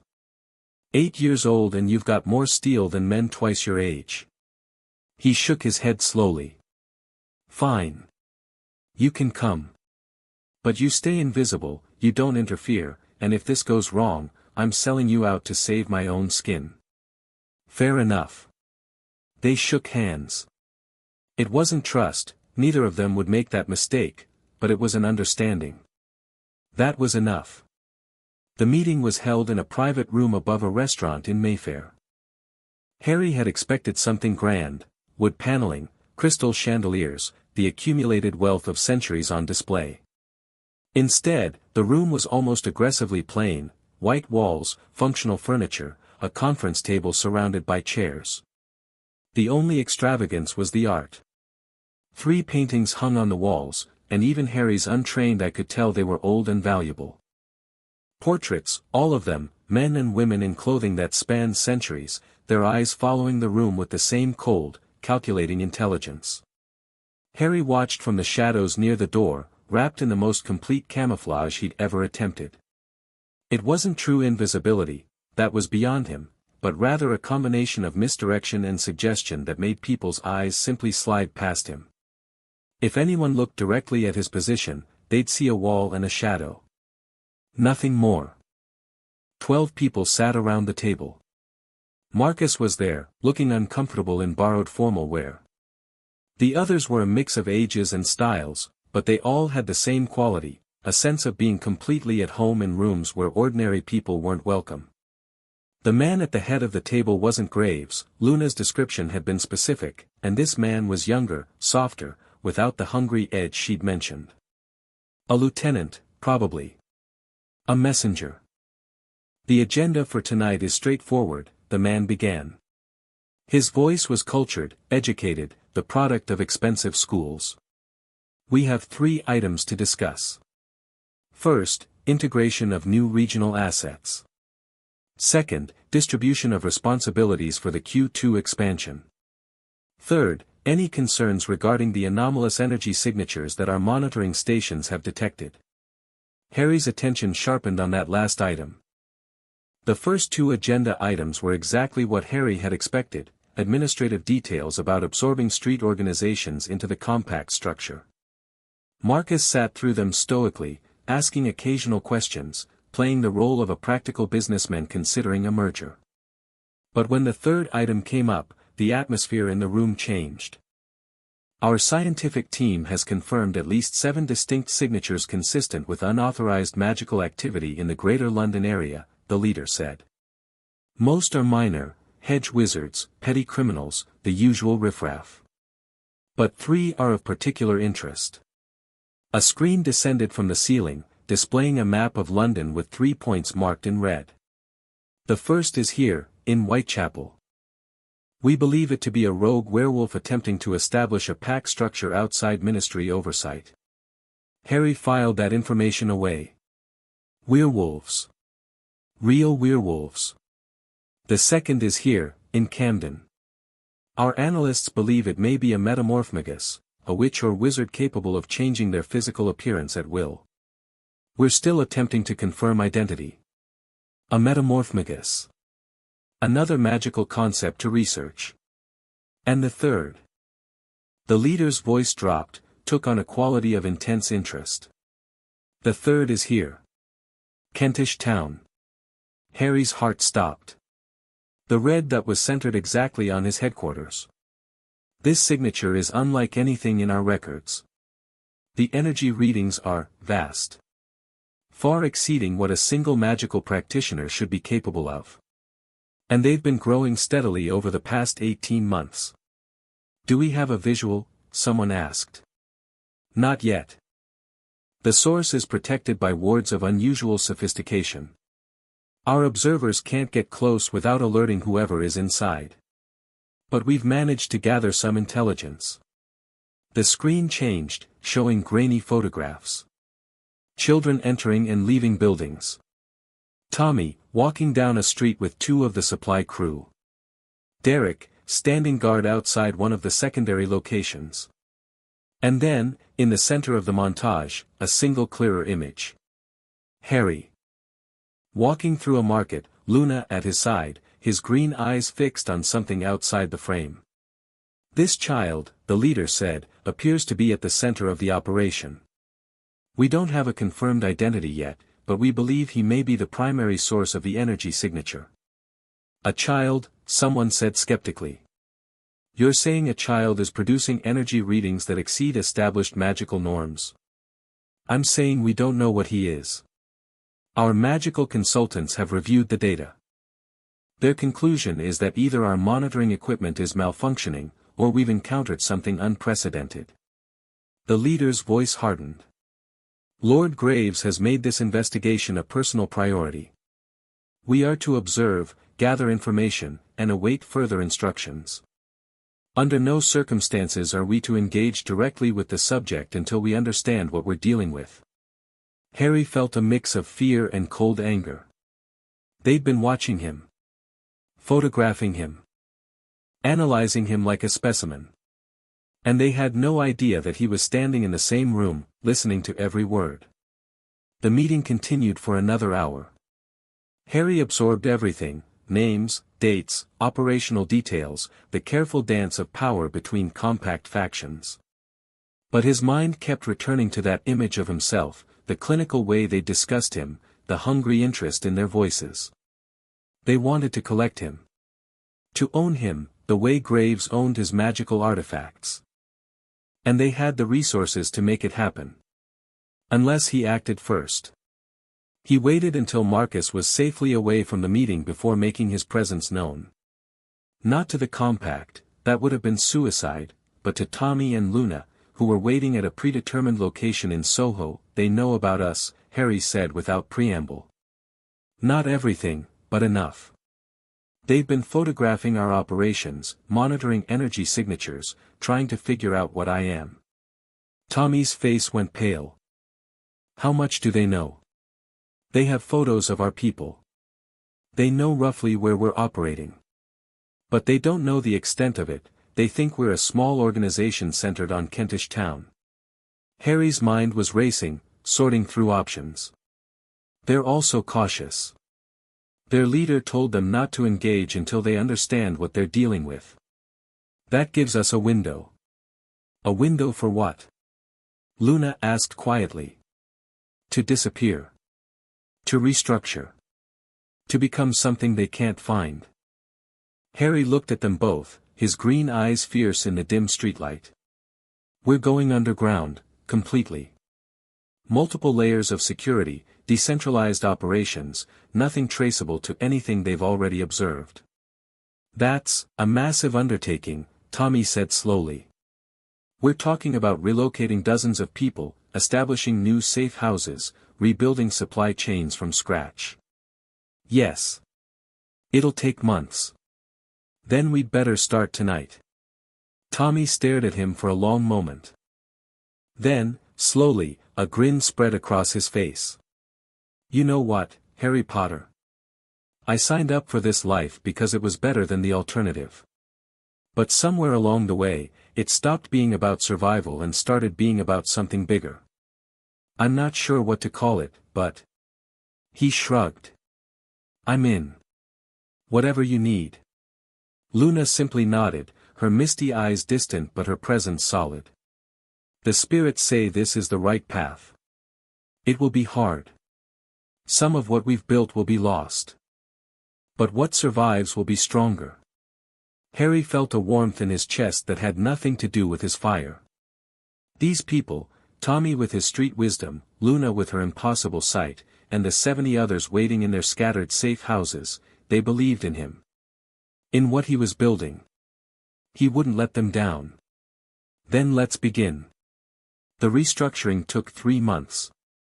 Harry used every trick he'd learned about misdirection, camouflage, and concealment. The Kentish Town headquarters was abandoned, slowly, carefully, leaving behind signs of a normal departure rather than a panicked flight. The Compact's observers would see exactly what Harry wanted them to see, a small operation that had recognized it was outclassed and decided to dissolve. Meanwhile, the real underground dug deeper. Harry had discovered, during his explorations of the London tunnels, that the city had layers most people never imagined. Beneath the streets ran not just the underground railway but a maze of Victorian sewers, abandoned station platforms, service tunnels, and spaces that had been sealed off and forgotten for decades. Some were small, cramped crawlspaces suitable for nothing more than storage. Others were vast, cathedral-like chambers that had once served purposes no one could now remember. It was in these spaces that Harry built his new empire. He used his magic to reinforce unstable structures, to seal leaks, to create passages between areas that had never been connected. Luna helped him identify locations that the spirits deemed safe, places where the walls between worlds were stable, where nothing dark had taken root. Tommy coordinated the logistics, moving people and supplies through routes that changed weekly, establishing protocols for communication that could survive even the most determined surveillance. By the end of summer, the underground existed in name as well as spirit, a network of hidden spaces beneath London, connected by tunnels known only to its members, invisible to anyone who didn't know exactly where to look. The Compact's observers found nothing. Their reports, intercepted through a contact Marcus had developed, showed growing frustration. The energy signatures had diminished. Harry had learned to suppress his magical output when not actively using his abilities, and the street operation they'd been monitoring had seemingly evaporated. The subject remained unidentified, his whereabouts unknown. Cyrus Graves was not pleased. "He's obsessed," Tommy reported after a meeting with their Compact contact, a mid-level operative named Reynolds who decided the Underground's money was better than Compact scraps. "Graves has tripled the resources dedicated to finding you. He's convinced you're hiding somewhere, and he won't rest until he knows what you are. Let him search." Harry was reviewing supply reports in the main chamber, a space they'd dubbed the Commons. It had been a storage area for the London Underground at some point, the railway version, not their organization, and still bore traces of its original purpose: metal shelving rusted into abstract sculpture, faded signs warning of electrical hazards. The more resources he dedicates to the wrong areas, the better. That's the thing, though. He's not just searching in the wrong areas. He's developing new techniques. Magical detection equipment that can penetrate standard wards. Agents who can track energy signatures even when they're suppressed. Tommy hesitated. And he's reaching out to the magical government. Something about getting access to their records. Harry looked up sharply. The magical government? There's a whole separate government for witches and wizards. The Ministry of Magic, they call it. Normally they don't cooperate with non-magical organizations, but Graves has connections. If he can convince them that you're a threat, then I'd have two groups hunting me instead of one. Exactly. Harry considered this. His knowledge of the magical world was still fragmentary, gathered from Luna's explanations, Reynolds' intelligence, and his own research in certain specialized archives. But he understood enough to know that the ministry was powerful, organized, and deeply suspicious of anything that didn't fit their established categories. He was fairly certain that a homeless 8-year-old with untrained magical abilities and a criminal organization wouldn't fit their categories at all. "We need more information about the ministry," he said finally. "Not just what they do, but how they think. What they're afraid of. What they'd consider acceptable versus threatening." "I might be able to help with that," Luna offered. She'd been sitting in her usual corner, communing with invisible spirits, but now she focused on Harry with her unervingly clear gaze. "My mother knew people. Other witches and wizards who didn't quite fit the standard molds. Some of them might be willing to share information, for a price." "What kind of price?" "That depends on the person. But the magical world runs on favors and debts. If we could offer something they want, they might teach us something we need." Harry nodded slowly. "Set up meetings. Carefully, we don't know who might be connected to Graves or the ministry. But start building connections. The more we understand about the magical world, the better prepared we'll be when it finally comes for us." Luna's contacts were eclectic, to say the least. The first was a werewolf named Remus Lupin, the same one the Compact had been monitoring in Whitechapel. He was nothing like Harry had expected, a mild-mannered man in his early 30s, with prematurely gray hair and kind eyes that held more pain than any one person should carry. "I knew your parents," Lupin said, when Luna introduced them. They were meeting in a tea shop that catered to magical clientele, hidden behind a thoroughly ordinary-looking door in Diagon Alley. James and Lily. They were my best friends. Harry felt the world tilt slightly. His parents. Real people, with names and histories and friends who remembered them. "I don't know anything about them," he said quietly. "I was told they died in a car crash." Lupin's face twisted with something between grief and fury. "A car crash. That's what they told you?" "Lily and James were murdered. By a dark wizard named Voldemort, who was trying to take over our world. They died protecting you." The information settled into Harry's consciousness like stones sinking into water. Not a car crash. Murder. Protection. His entire understanding of his own history reshaping itself around these new facts. Why wasn't I raised in the magical world? If my parents were wizards, surely someone. Albus Dumbledore. Lupin's voice was carefully neutral. The headmaster of Hogwarts, the most powerful wizard in Britain. He decided you should be raised by your mother's Muggle relatives. For protection, he said. Blood wards, based on your mother's sacrifice. The Dursleys. Harry's voice was flat. He left me with the Dursleys. You know them? I lived with them for 7 years. Harry felt his magic stirring, responding to the surge of emotion. He pushed it down carefully. They beat me. Starved me. Locked me in a cupboard. Whatever protection he thought they'd provide, it wasn't worth the cost. Lupin's face had gone gray. Harry. I didn't know. No one knew. Dumbledore assured everyone you were safe and happy. He visited every year, apparently. Said you were thriving. Then he lied. Or he didn't bother to actually look. Harry forced himself to breathe, to maintain control. It doesn't matter now.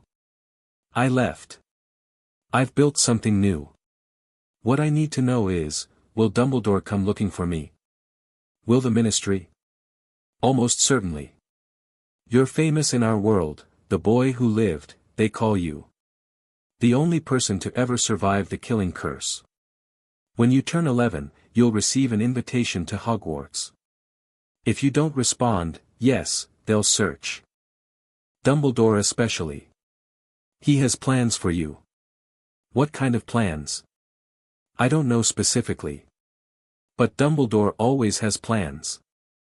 He plays chess with people's lives, moving them into position for conflicts they don't understand. Lupin's voice was bitter. He did it to your parents. He's doing it to you. The question is whether you'll let him. Harry smiled, and it wasn't a pleasant expression. No one moves me anywhere. Not anymore. The second contact was stranger. Her name was Andromeda Tonks, a witch from one of the old pureblood families who'd been disowned for marrying a Muggle-born wizard. She was elegant, severe, and looked at Harry with the kind of assessment usually reserved for complicated financial transactions. Luna speaks highly of you, she said. They were meeting in her home, a comfortable house in a Muggle suburb that had been warded to the eyeballs. She says you're building something that matters. I wanted to see for myself. And what do you see? A child playing at being an adult. But also. She tilted her head, studying him. A child who's already an adult in all the ways that count. Someone who survived what would have broken most people, and emerged not bitter but determined. Is that supposed to be a compliment? It's an observation. I deal in observations. Andromeda leaned forward. What exactly do you want from me, Mr. Potter? Information. About the magical world, the Ministry, the old families. And. Harry hesitated, then decided on honesty. About a man named Cyrus Graves. Andromeda's expression didn't change, but something shifted behind her eyes. You know about Graves. He's been hunting me. I'd like to understand why. Graves is complicated. A squib from the Graves family, one of the oldest magical houses in America. He came to Britain 40 years ago, after his family essentially exiled him. He spent the decades since building an empire in the space between worlds. Andromeda paused. He's also, I believe, my second cousin by marriage, though neither of us acknowledges the connection. What does he want? What all-powerful men want. Control. Legacy. Validation. Andromeda's voice was clinical. But specifically, he wants to bridge the gap between magical and non-magical worlds. Not for altruistic reasons, for profit, and for revenge. He believes that if he can control the intersection points, he can become indispensable to both sides. A broker of power that no one can afford to antagonize. And where do I fit into that? You, Mr. Potter, are the most significant intersection point to appear in decades. A child with power that defies magical categories, building an organization that operates across both worlds. If Graves could control you, understand you, replicate you. She shook her head. He's not evil, exactly. But he's ruthless in ways that make evil look straightforward. Harry absorbed this. What would you advise? Stay hidden. Stay mobile. And when you can't hide anymore, be so powerful that confrontation would cost more than it's worth. Andromeda smiled thinly. Standard advice for dealing with any predator.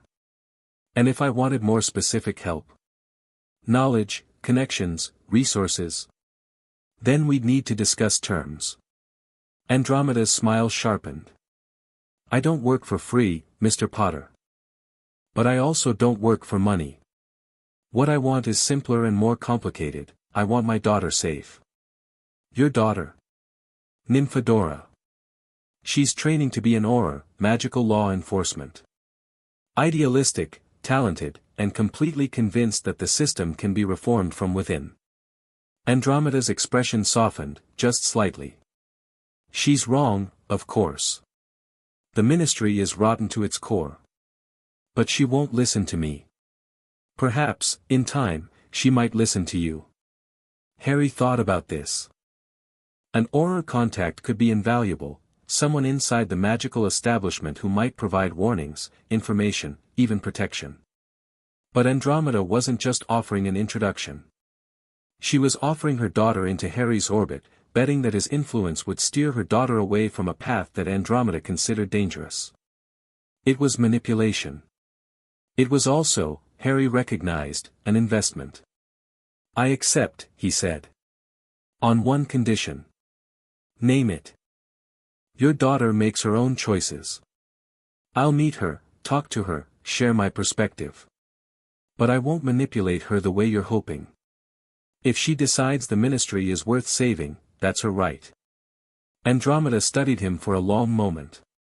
Then, slowly, she nodded. Fair enough, Mr. Potter. Perhaps I underestimated you. Most people do.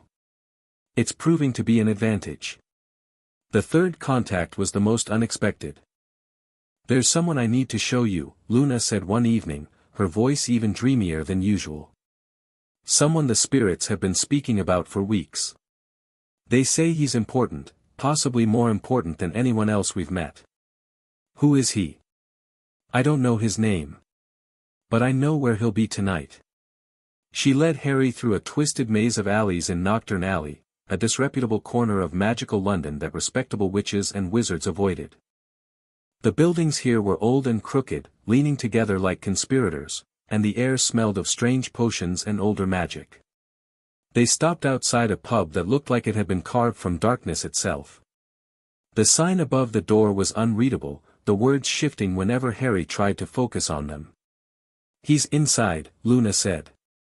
Third booth from the back. The spirits say you should speak to him alone. Harry nodded, suppressing his unease. Luna's instincts had never steered him wrong. If I'm not out in an hour, get help. I will. But you'll be fine. The spirits are certain. He pushed through the door. The pub's interior was somehow darker than its exterior, lit by candles that gave off more shadow than light. A few figures hunched over tables, their faces hidden, their attention fixed on drinks that bubbled with unnatural colors. No one looked up as Harry entered. Third booth from the back. Harry made his way there, keeping his movements casual, his expression neutral. Inside, he was taut as a bowstring, ready to unleash his magic at the first sign of threat. The booth's occupant was a man, thin, hook-nosed, with greasy black hair and eyes that held more darkness than the entire pub combined. He looked up as Harry approached, and his expression flickered through surprise, recognition, and something that might have been pain. Potter. His voice was a low rasp, barely audible even in the quiet room. Sit down. Harry slid into the seat across from him, his back to the wall, his eyes never leaving the man's face. You know who I am. Of course I know who you are. You look exactly like your father. The words were bitter, edged with old wounds. Though your eyes are your mother's. Lily's eyes. You knew my parents. I knew them. The man's fingers tightened around his glass. Better than I should have. Worse than I could have. Who are you? A long pause. The candles flickered. The shadows seemed to lean closer. My name is Severus Snape, the man said finally. And I've been looking for you for 3 years. The conversation that followed lasted until dawn. Severus Snape was not, Harry discovered, an easy man to understand. He had been a Death Eater, a follower of the Dark Wizard who had murdered Harry's parents, but had switched sides before the war ended. He had loved Harry's mother with an obsessive intensity that bordered on unhealthy, and had hated Harry's father with equal passion. He currently worked as a spy for Dumbledore, teaching at Hogwarts while secretly monitoring the remnants of the Dark Wizard's followers. And he had been searching for Harry since discovering that the boy who lived was no longer at Privet Drive.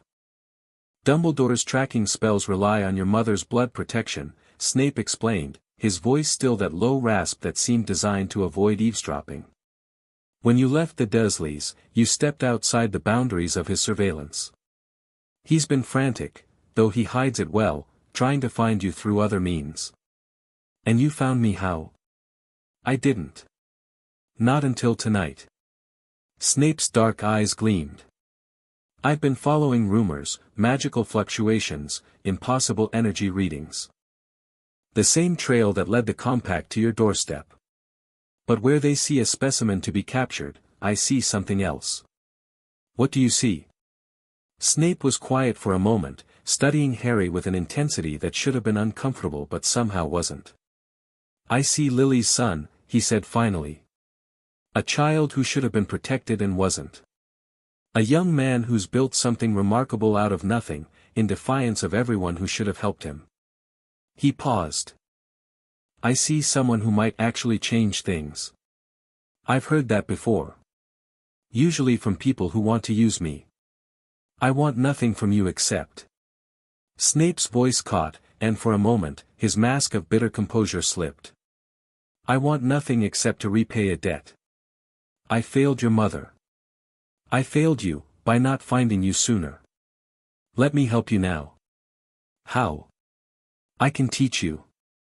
Real magic, not the instinctive fumbling you've been doing, but proper spellcraft. Potions. Theory. Everything a first-year Hogwarts student would learn, and more. I can also provide information about Dumbledore's plans, the Ministry's movements, the threats you'll face when you finally emerge from hiding. Harry considered this. Snape was complicated, layers of guilt and bitterness and pain wrapped around a core that Harry couldn't quite identify. He was clearly manipulative, possibly dangerous, and definitely not telling the whole truth about his motivations. But he was also offering something invaluable, knowledge. I accept, Harry said. But I have conditions. Of course you do. You teach me honestly. No sabotage, no tricks, no information fed to me that you know is false. And you don't report my location to Dumbledore, not yet, not until I'm ready to face him on my own terms. Snape's lips twisted into something that might have been a smile. You think you'll face Dumbledore? I know I will. He has plans for me, and those plans won't survive contact with reality. When that conflict happens, I intend to win. Against the most powerful wizard in Britain. Against anyone who thinks they can control me. Snape stared at him for a long moment. Then he laughed, a harsh, ugly sound, but genuine. You really are Lily's son. She never let anyone tell her what to do either. He extended his hand. We have a deal, Potter. I hope you survive long enough to appreciate it. Harry shook his hand. The Empire had just gained its most unlikely ally. The months that followed were the most intensive of Harry's life. Snape appeared in the underground once a week, slipping through wards that should have stopped him and conducting lessons in a sealed chamber that Harry had created specifically for the purpose. The man was a brutal teacher, demanding, critical, dismissive of any result that wasn't perfect, but he was also effective. Under his tutelage, Harry's raw power began to transform into something disciplined, controlled, dangerous. Your instincts are remarkable, Snape admitted grudgingly during one session. You've essentially reinvented several basic spells through pure trial and error. But instinct only takes you so far. To achieve true mastery, you need to understand the underlying principles. Show me. Snape showed him. Wand movements, incantations, the complex theories of magical energy flow. Harry absorbed it all with the same desperate intensity he'd brought to his library research years ago, recognizing that knowledge was power and that power was survival.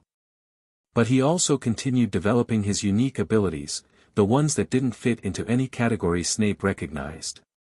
This isn't standard magic, Snape said, watching Harry manipulate shadows in ways that should have been impossible. I don't know what you're doing, but it's not in any textbook I've ever read. Does it matter? Potentially. Unclassified magic tends to attract attention from the Department of Mysteries.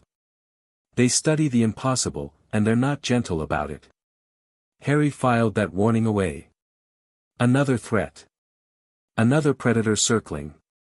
His 9th birthday came and went without fanfare. The underground celebrated quietly. Luna baked a cake using ingredients Harry chose not to question, and Tommy produced a bottle of stolen champagne that they shared among the leadership, but Harry's mind was on larger concerns. The compact's surveillance had intensified. Reynolds reported that Graves was bringing in specialists from America, experts in magical detection who had techniques the British ministry didn't possess. The window of safety was closing. We need to act, Harry said during a strategy meeting. Luna, Tommy, Derek, Snape, and Remus Lupin were all present, the core of what Harry privately thought of as his war council. Waiting for them to find us is a losing game. What do you propose? Snape asked, his voice neutral. We stop hiding. We start taking territory, not physical territory, but organizational territory. The street crews, the underground economies, the power structures that the compact relies on. Harry's eyes gleamed. We make ourselves too valuable to destroy. That's an escalation, Remus said carefully. We'd be moving from survival to expansion. The risks. The risks are the same whether we act or not. The difference is whether we control the timeline. Harry looked around the table, meeting each pair of eyes in turn. I'm not asking for a vote. I'm telling you what's going to happen. But I want to know, are you with me? Silence. Then Tommy grinned, that sharp, predatory expression that had become his trademark. Always have been, boss. Luna nodded, her misty eyes distant but certain. The spirits approve. They say this is the beginning of something important. Derek simply shrugged. You've kept my people alive for almost 2 years. I'll follow you into whatever comes next. Remus hesitated, but finally inclined his head. Your parents would have done the same thing. James never could resist a fight, and Lily never let anyone tell her what was possible. Only Snape remained silent, his dark eyes fixed on Harry's face. "You're going to start a war," he said quietly. "Yes. People will die." "Yes. And you're prepared to live with that?" Harry met his gaze without flinching. "I've been living with death since I was old enough to understand what it meant. The only question is whether the dying accomplishes something or not." Snape studied him for a long moment. Then, slowly, he smiled, a genuine expression, warmer than Harry had ever seen on his face. "You really are remarkable, Potter. I'm beginning to understand why the old powers are so afraid of you. They should be." Harry stood, and somehow the movement seemed to fill the room with his presence. "Now, let's talk about how we're going to take their empire apart." Chapter 2 and Chapter 3, The Ledger of Debts. The warehouse burned like a beacon against the London night. Harry stood on a rooftop 3 blocks away, watching the flames climb toward the sky, counting the seconds between the first explosion and the arrival of emergency services. 11 minutes. Acceptable, but not ideal, he'd hoped for 15. "That's the third compact supply depot this month," Tommy said, crouched beside him. "They're going to start taking this personally. That's the point." The warehouse had contained pharmaceuticals, legitimate ones, legally obtained, destined for distribution through compact-controlled medical facilities. Harry hadn't destroyed the medicine, his people had relocated it to clinics that actually served the poor instead of using them as fronts for money laundering. What burned now was empty shelving and carefully planted evidence suggesting a rival criminal organization.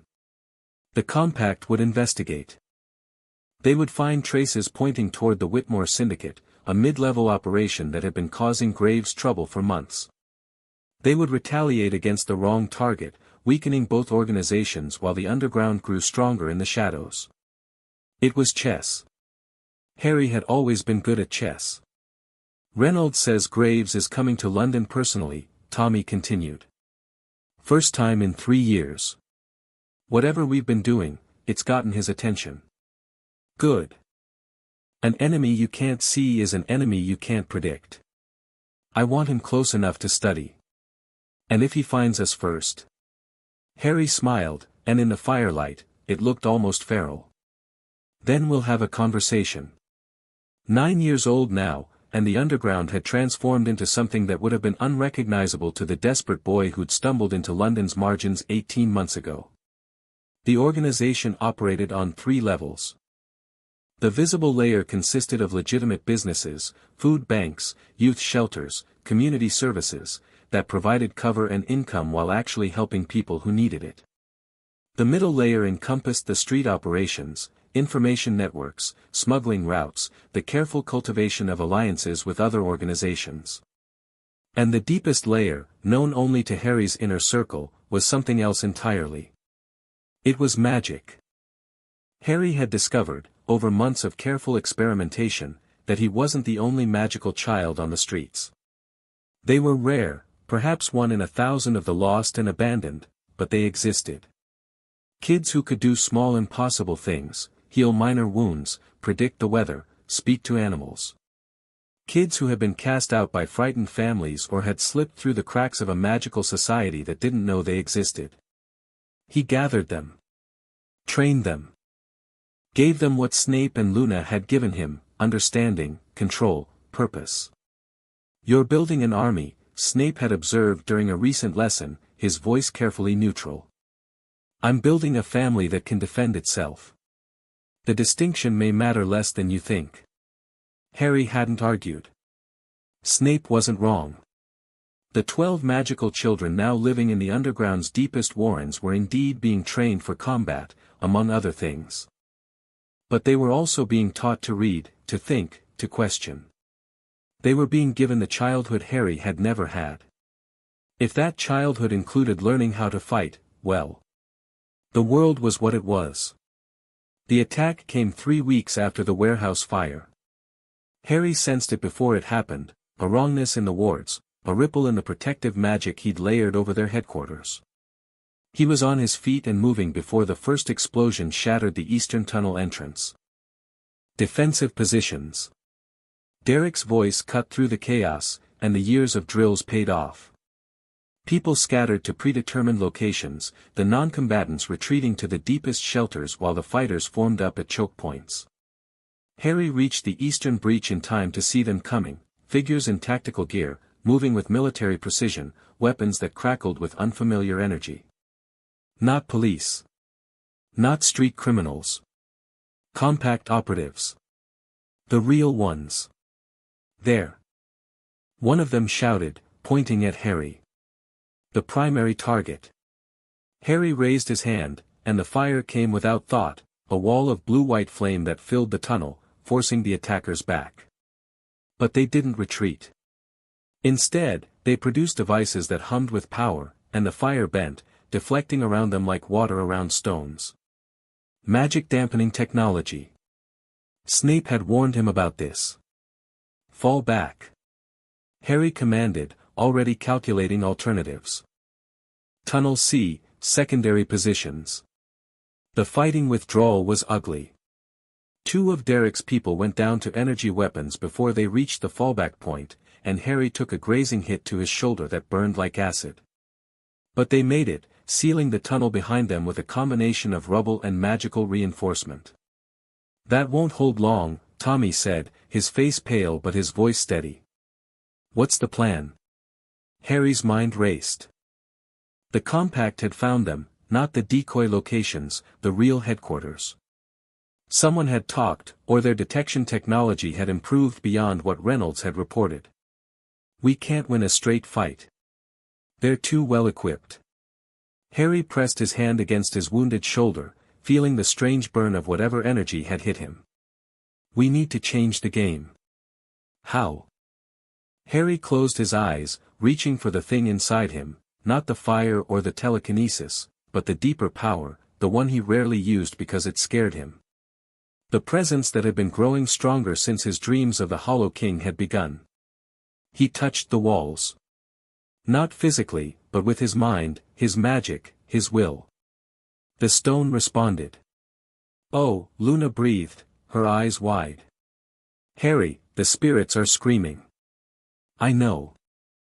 Harry's voice came from far away, most of his consciousness merged with the bedrock beneath London. Tell everyone to brace themselves. He pulled. The compact operatives were advancing through the first tunnel when the earthquake hit. It wasn't a natural tremor, nothing about it was natural. The ground heaved specifically beneath their feet, precisely calculated to throw them off balance without collapsing the structures the underground needed. Walls shifted, creating new passages where there had been none, sealing others that the attackers had been planning to use. The underground's tunnel network transformed in seconds, becoming a maze that only Harry could navigate. What the fuck, one of the operatives managed, before the floor opened beneath him and he disappeared into darkness. Harry emerged from a wall that hadn't existed moments before, his eyes blazing with green-gold light, his power crackling visibly around him.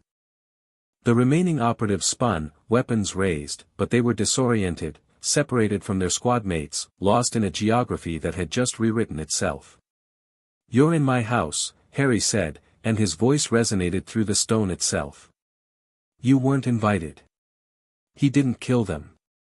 He wasn't sure he could have, in that moment, the power flowing through him was vast but unstable, difficult to direct toward precise violence. Instead, he wrapped them in stone, encasing everything except their heads, leaving them immobilized and helpless. 15 operatives. The entire assault team, neutralized in under a minute. Harry let the power recede, and the world swam around him. His knees buckled, and Tommy was there, catching him before he hit the ground. Christ, Harry. What did you just do? Something new. Harry's voice was barely a whisper. Something I probably shouldn't have. The wards, Luna said, her face troubled. They're different now. Whatever you did, it changed them. Changed everything. Good different or bad different? I don't know. The spirits can't decide. She knelt beside him, her cool hand touching his forehead. "You're burning up. We need to get you somewhere safe." "The operatives, Derek's handling them. Most of them are unconscious, probably from the shock of whatever you did. The ones who aren't are too scared to cause trouble." Tommy helped Harry to his feet, slinging one of Harry's arms over his shoulder. "Come on. You've done enough heroics for one night." Harry wanted to argue, but the darkness was closing in around the edges of his vision. The power he'd used had cost something, more than he'd realized. More than he could afford. He let them take him away. He slept for 3 days. When he woke, Luna was sitting beside his bed, her misty eyes fixed on something he couldn't see. She looked older somehow, though no time had passed, older and more tired, as if the events of the past few days had aged her by years. "You're awake," she said softly. "The spirits were worried. Some of them thought you might not come back." Harry's mouth was dry, his body aching in ways he couldn't quite identify. "Come back from where?" "From wherever you went when you touched the deep magic." Luna turned to face him, and her expression was more serious than he'd ever seen it.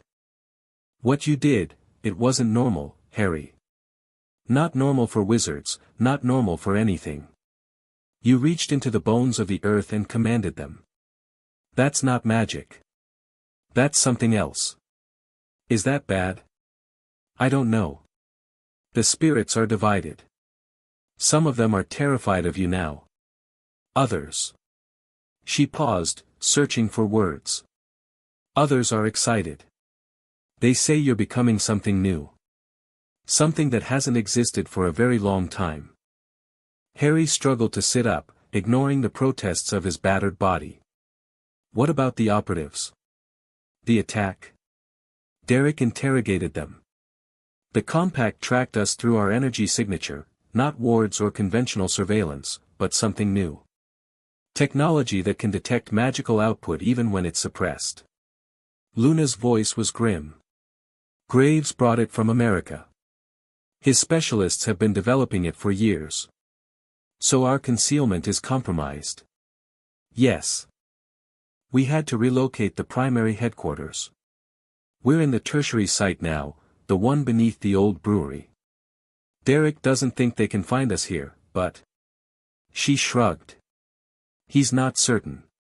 Harry absorbed this. 3 days unconscious, their headquarters compromised, their primary advantage, invisibility, severely damaged. And Graves had technology that could track him specifically. "Where's Tommy?" "Running damage control. Some of our surface operations had to shut down, too much risk of them being traced back to us. And Marcus has been making noise about the attack. He says the compact is pressuring him to give up information about us." "Will he?" "I don't know. He's scared. Everyone's scared." Luna reached out and took his hand, her thin fingers surprisingly warm.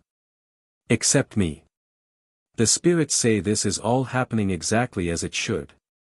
The fire that nearly destroys is the fire that transforms." Harry squeezed her hand. "Sometimes I think you're the only one who really understands." "I don't understand. I just see." She smiled, and it was sad and beautiful at once. "But I know that whatever you're becoming, it's what the world needs. Even if the world doesn't know it yet." The next week was a blur of reorganization and damage assessment. The attack had hurt them, 3 people dead, a dozen wounded, their primary base compromised, and their energy signature now trackable. But it hadn't destroyed them, and that itself was a kind of victory. "They came at us with military precision and magical nullifying technology," Derek reported during a leadership meeting. "And we beat them. That's going to resonate. The street crews are already talking about it." "What are they saying?" "That the underground fought off a compact assault and captured 15 of their operatives. That we have powers they don't understand. That Graves himself is afraid of us." Derek's scarred face split into a rare grin. "Our recruitment inquiries have tripled since the attack." Harry nodded slowly. "What about the captured operatives?" Still imprisoned. We've kept them comfortable, medical attention, food, water, but they're not talking. Professional soldiers, all of them. Compact pays well for loyalty.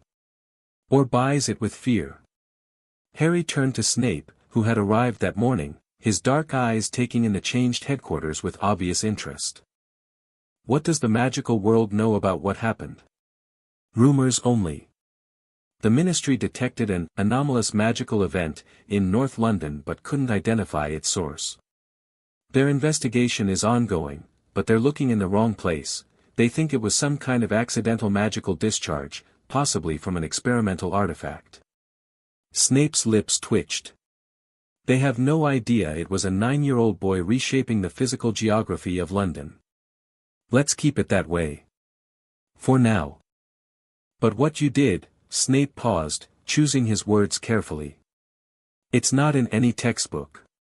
It's not in any historical record. The closest comparison I can find is in myths about the founders of Hogwarts, and even those stories don't describe anything quite so dramatic. What are you saying? I'm saying that you may have crossed a threshold. Done something that can't be undone. Snape's dark eyes were intense. You need to understand what you're becoming before you become it. Otherwise. Otherwise what? Otherwise you might become something you never intended. Power without understanding is just chaos with better aim. Harry took Snape's warning seriously. Over the following weeks, even as he managed the ongoing crisis with the Compact, he devoted hours each day to understanding what he'd done during the attack. Luna helped, her sight providing glimpses of the magical structures he'd manipulated. Snape contributed theoretical knowledge, comparing Harry's abilities to obscure magical disciplines that most wizards considered lost or legendary. The picture that emerged was troubling. You're not just channeling magical energy, Snape explained during one late-night session. You're accessing something deeper, the fundamental layer of reality that underlies physical matter. When you touched the stone, you weren't casting a spell. You were exerting your will directly on the substrate of existence. Is that possible? Obviously, since you did it. But it shouldn't be. This kind of direct reality manipulation was supposedly the province of the founders, the great mages of legend. No modern wizard can do it, their magic is filtered through wands and incantations, shaped by thousands of years of developed methodology. So I'm a throwback. Some kind of magical atavism? Perhaps. Or perhaps. Snape hesitated. There are other possibilities. Less pleasant ones. Tell me. There are entities, beings of immense power that exist outside normal reality. Some legends suggest that certain wizards made pacts with these entities, gaining abilities beyond normal magical limits in exchange for. Snape's voice trailed off. In exchange for what? The stories aren't clear. Service, perhaps. Or something more fundamental, a piece of their soul, their identity, their humanity. Harry thought about the voice in his dreams. The Hollow King, with its promises of power and its hunger for release. I haven't made any deals, he said carefully. But I've been contacted. In dreams. By something that matches what you're describing. Snape went very still. Describe it. Harry told him about the dreams, the darkness, the symbols, the crown of shadows and the king who wanted to wake. Snape's face grew paler with each detail, until by the end he looked like he might be sick. I need to research this, he said finally. There are records, restricted records, in the Hogwarts library and elsewhere, that might explain what you're dealing with. But Harry. He used Harry's first name so rarely that the word carried weight. If this entity is what I think it is, you cannot accept anything it offers. Not power, not knowledge, not protection. Everything it gives comes with a price that's not worth paying. I've refused it so far. Good. Keep refusing. Snape stood abruptly, his robes swirling. I'll return when I have more information. In the meantime, avoid using the deep magic you accessed during the attack. Every time you reach for that power, you may be drawing its attention. And if I need that power to survive? Snape paused at the door, his dark eyes unreadable. Then you'll have to decide which is worse, dying, or becoming something that merely wears your face. The Compact's response came 3 weeks later. Not another assault. Graves had apparently learned from that failure, but something subtler and, in its way, more dangerous. Information. Carefully released through channels the underground monitored, designed to reach Harry's ears without seeming intentional. Reynolds delivered the first piece, his face troubled. They know about the street kids. The magical ones. They're calling them anomalies in their internal communications. Harry felt ice form in his stomach. What exactly do they know? Locations. Abilities. Identities. Reynolds swallowed. They've been watching for longer than we realized. They know about the training program, the way you've been developing their powers. And they're interested. Interested how? Recruitment. They want to make offers, safety, resources, legitimate magical education. In exchange for cooperation. They're trying to poach my people. Some of them. The ones they consider valuable. Reynolds hesitated. There's more. They're planning to leak information to the Ministry. Not about you specifically, but about the magical children living on the streets. They think the Ministry will be alarmed by the existence of untrained young witches and wizards outside their control. Harry understood immediately. It was elegant, in a horrible way. The Compact couldn't find Harry's headquarters or confront him directly, so they were using pressure instead. Force the Ministry to investigate the street magic situation. Create chaos among Harry's magical followers. Offer an alternative path for those who got scared. Divide and conquer. What do you recommend? Harry asked. Reynolds looked surprised by the question. I'm just an informant. You've been watching the Compact for months. You know how they think. If you were in my position, what would you do? A long pause. Then Reynolds said slowly, I'd beat them to it. Go to the Ministry first, on your own terms. Present yourself not as a threat but as an asset. Offer cooperation before they can demand it. Surrender, you mean? Not surrender. Negotiation. There's a difference. Harry considered this. Reynolds wasn't wrong. From a purely strategic standpoint, early engagement with the Ministry might prevent them from viewing him as an enemy. But it would also mean exposing himself, his people, everything he'd built. I'll think about it, he said. In the meantime, I need to speak to the magical children. All of them. Whatever happens, they need to hear about this from me first. The meeting took place in the deepest chamber of their headquarters, a space Harry had carved from raw stone using the abilities that still frightened him. 12 young faces looked up at him, ranging in age from 6 to 14, their expressions a mixture of trust and fear. You've heard rumors, Harry began, keeping his voice calm and even. About people who are interested in us. People who want to offer you a different path. Murmurs rippled through the group. Harry held up a hand for silence. I'm not going to lie to you. The Compact, the organization that attacked us, knows about your abilities. They know where some of you came from, what you can do. They're going to try to recruit you. And they're going to try to scare you into leaving by bringing the magical government into our affairs. What do we do? Asked Maria, one of the oldest, a girl who could make plants grow with a touch. You decide. Each of you, individually. Harry met her eyes steadily. I'm not going to keep anyone here who doesn't want to be here. If you believe the Compact can offer you a better life, you're free to go to them. If you want to take your chances with the Ministry, I'll help you do it safely. This isn't a prison. But the Compact attacked us, someone said. They tried to kill us. They tried to capture me. The rest of you were incidental. Harry's voice was flat. That doesn't make it better, but it's important that you understand, they don't want to destroy us. They want to control us. That's a different kind of danger. Silence fell over the chamber.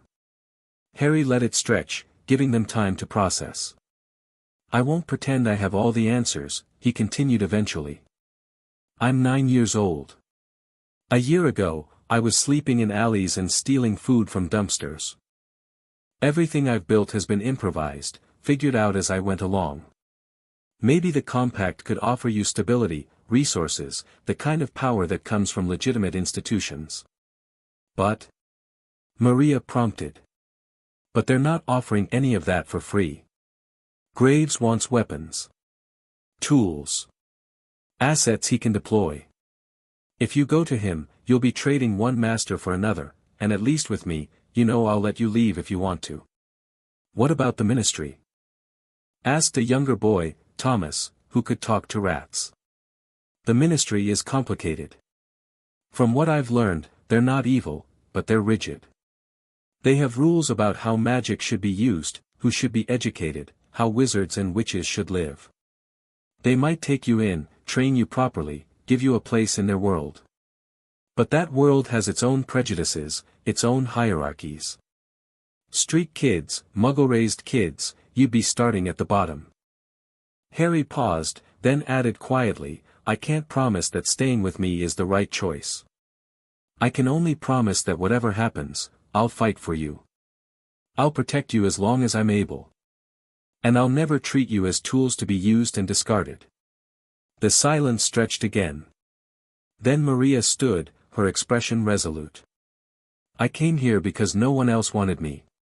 Because my family thought I was a freak, a monster, something broken. You gave me a place. Taught me my powers weren't shameful. Made me feel like I mattered. She looked around at the others. I'm not leaving. I'm staying until Harry tells me to go. One by one, the others rose too. Thomas. A girl named Sarah who could heal small wounds. Twin brothers who could share thoughts. Every single one of them, standing in solidarity, choosing the uncertain path over the comfortable one. Harry felt something crack open in his chest, something he'd thought was permanently frozen. Thank you, he said, and his voice wasn't entirely steady. I won't let you down. The Compact's information campaign launched a week later. It was subtle, as Reynolds had predicted. Hints dropped to ministry contacts. Anonymous tips about dangerous magical activity among London's homeless population. A carefully crafted narrative that painted Harry's operation as a threat to the statute of secrecy, the magical law requiring wizards to remain hidden from non-magical society. The ministry responded exactly as Graves had intended. Aurors began investigating. Not the full force of magical law enforcement, not yet, but scouts, observers, specialists tasked with determining whether the rumors had substance. Harry's people spotted them within days, witches and wizards trying too hard to look like ordinary muggles, their eyes scanning crowds for signs of magic. They're getting closer, Tommy reported grimly. 2 of them found the Whitechapel safe house yesterday. Only stayed for an hour, but they were clearly looking for something specific. Did they find anything? Nothing incriminating. We've been careful. But it's only a matter of time. Harry nodded, his mind working through the possibilities. The ministry investigation was a problem, but it was also an opportunity. If he could control the narrative, present himself as a responsible actor rather than a rogue threat, he might be able to defuse the situation before it escalated. I need to talk to someone inside the ministry, he said. Someone who might be sympathetic. Or at least willing to listen. Lupin might know someone, Luna suggested. He has contacts from his time with your parents. Some of them work in the ministry now. No. I need someone who isn't connected to my past, who doesn't have preconceptions about who I should be. Harry turned to Snape, who had been listening silently from his usual shadowed corner. What about you? You know ministry people. I know Ministry people who answer to Dumbledore. Using them would defeat the purpose. Snape paused, considering. However, there is one possibility. Andromeda Tonks mentioned her daughter is in Auror training. She's young, idealistic, and apparently talented enough to have progressed quickly through the program. Tonks, Harry repeated. Andromeda offered her as a contact, didn't she? Yes. Though I suspect what she actually wants is for you to corrupt her daughter's naive faith in the Ministry system. Maybe that's not a bad thing. Harry stood, decision crystallizing. Set up a meeting. Somewhere neutral, somewhere the Ministry can't trace. I want to talk to this Nymphadora Tonks before her superiors decide what to think about me. The meeting happened 3 nights later, in a Muggle coffee shop in Clapham that Luna's spirits had deemed safe. Nymphadora Tonks, who, Harry quickly learned, vastly preferred just Tonks, was not what he expected.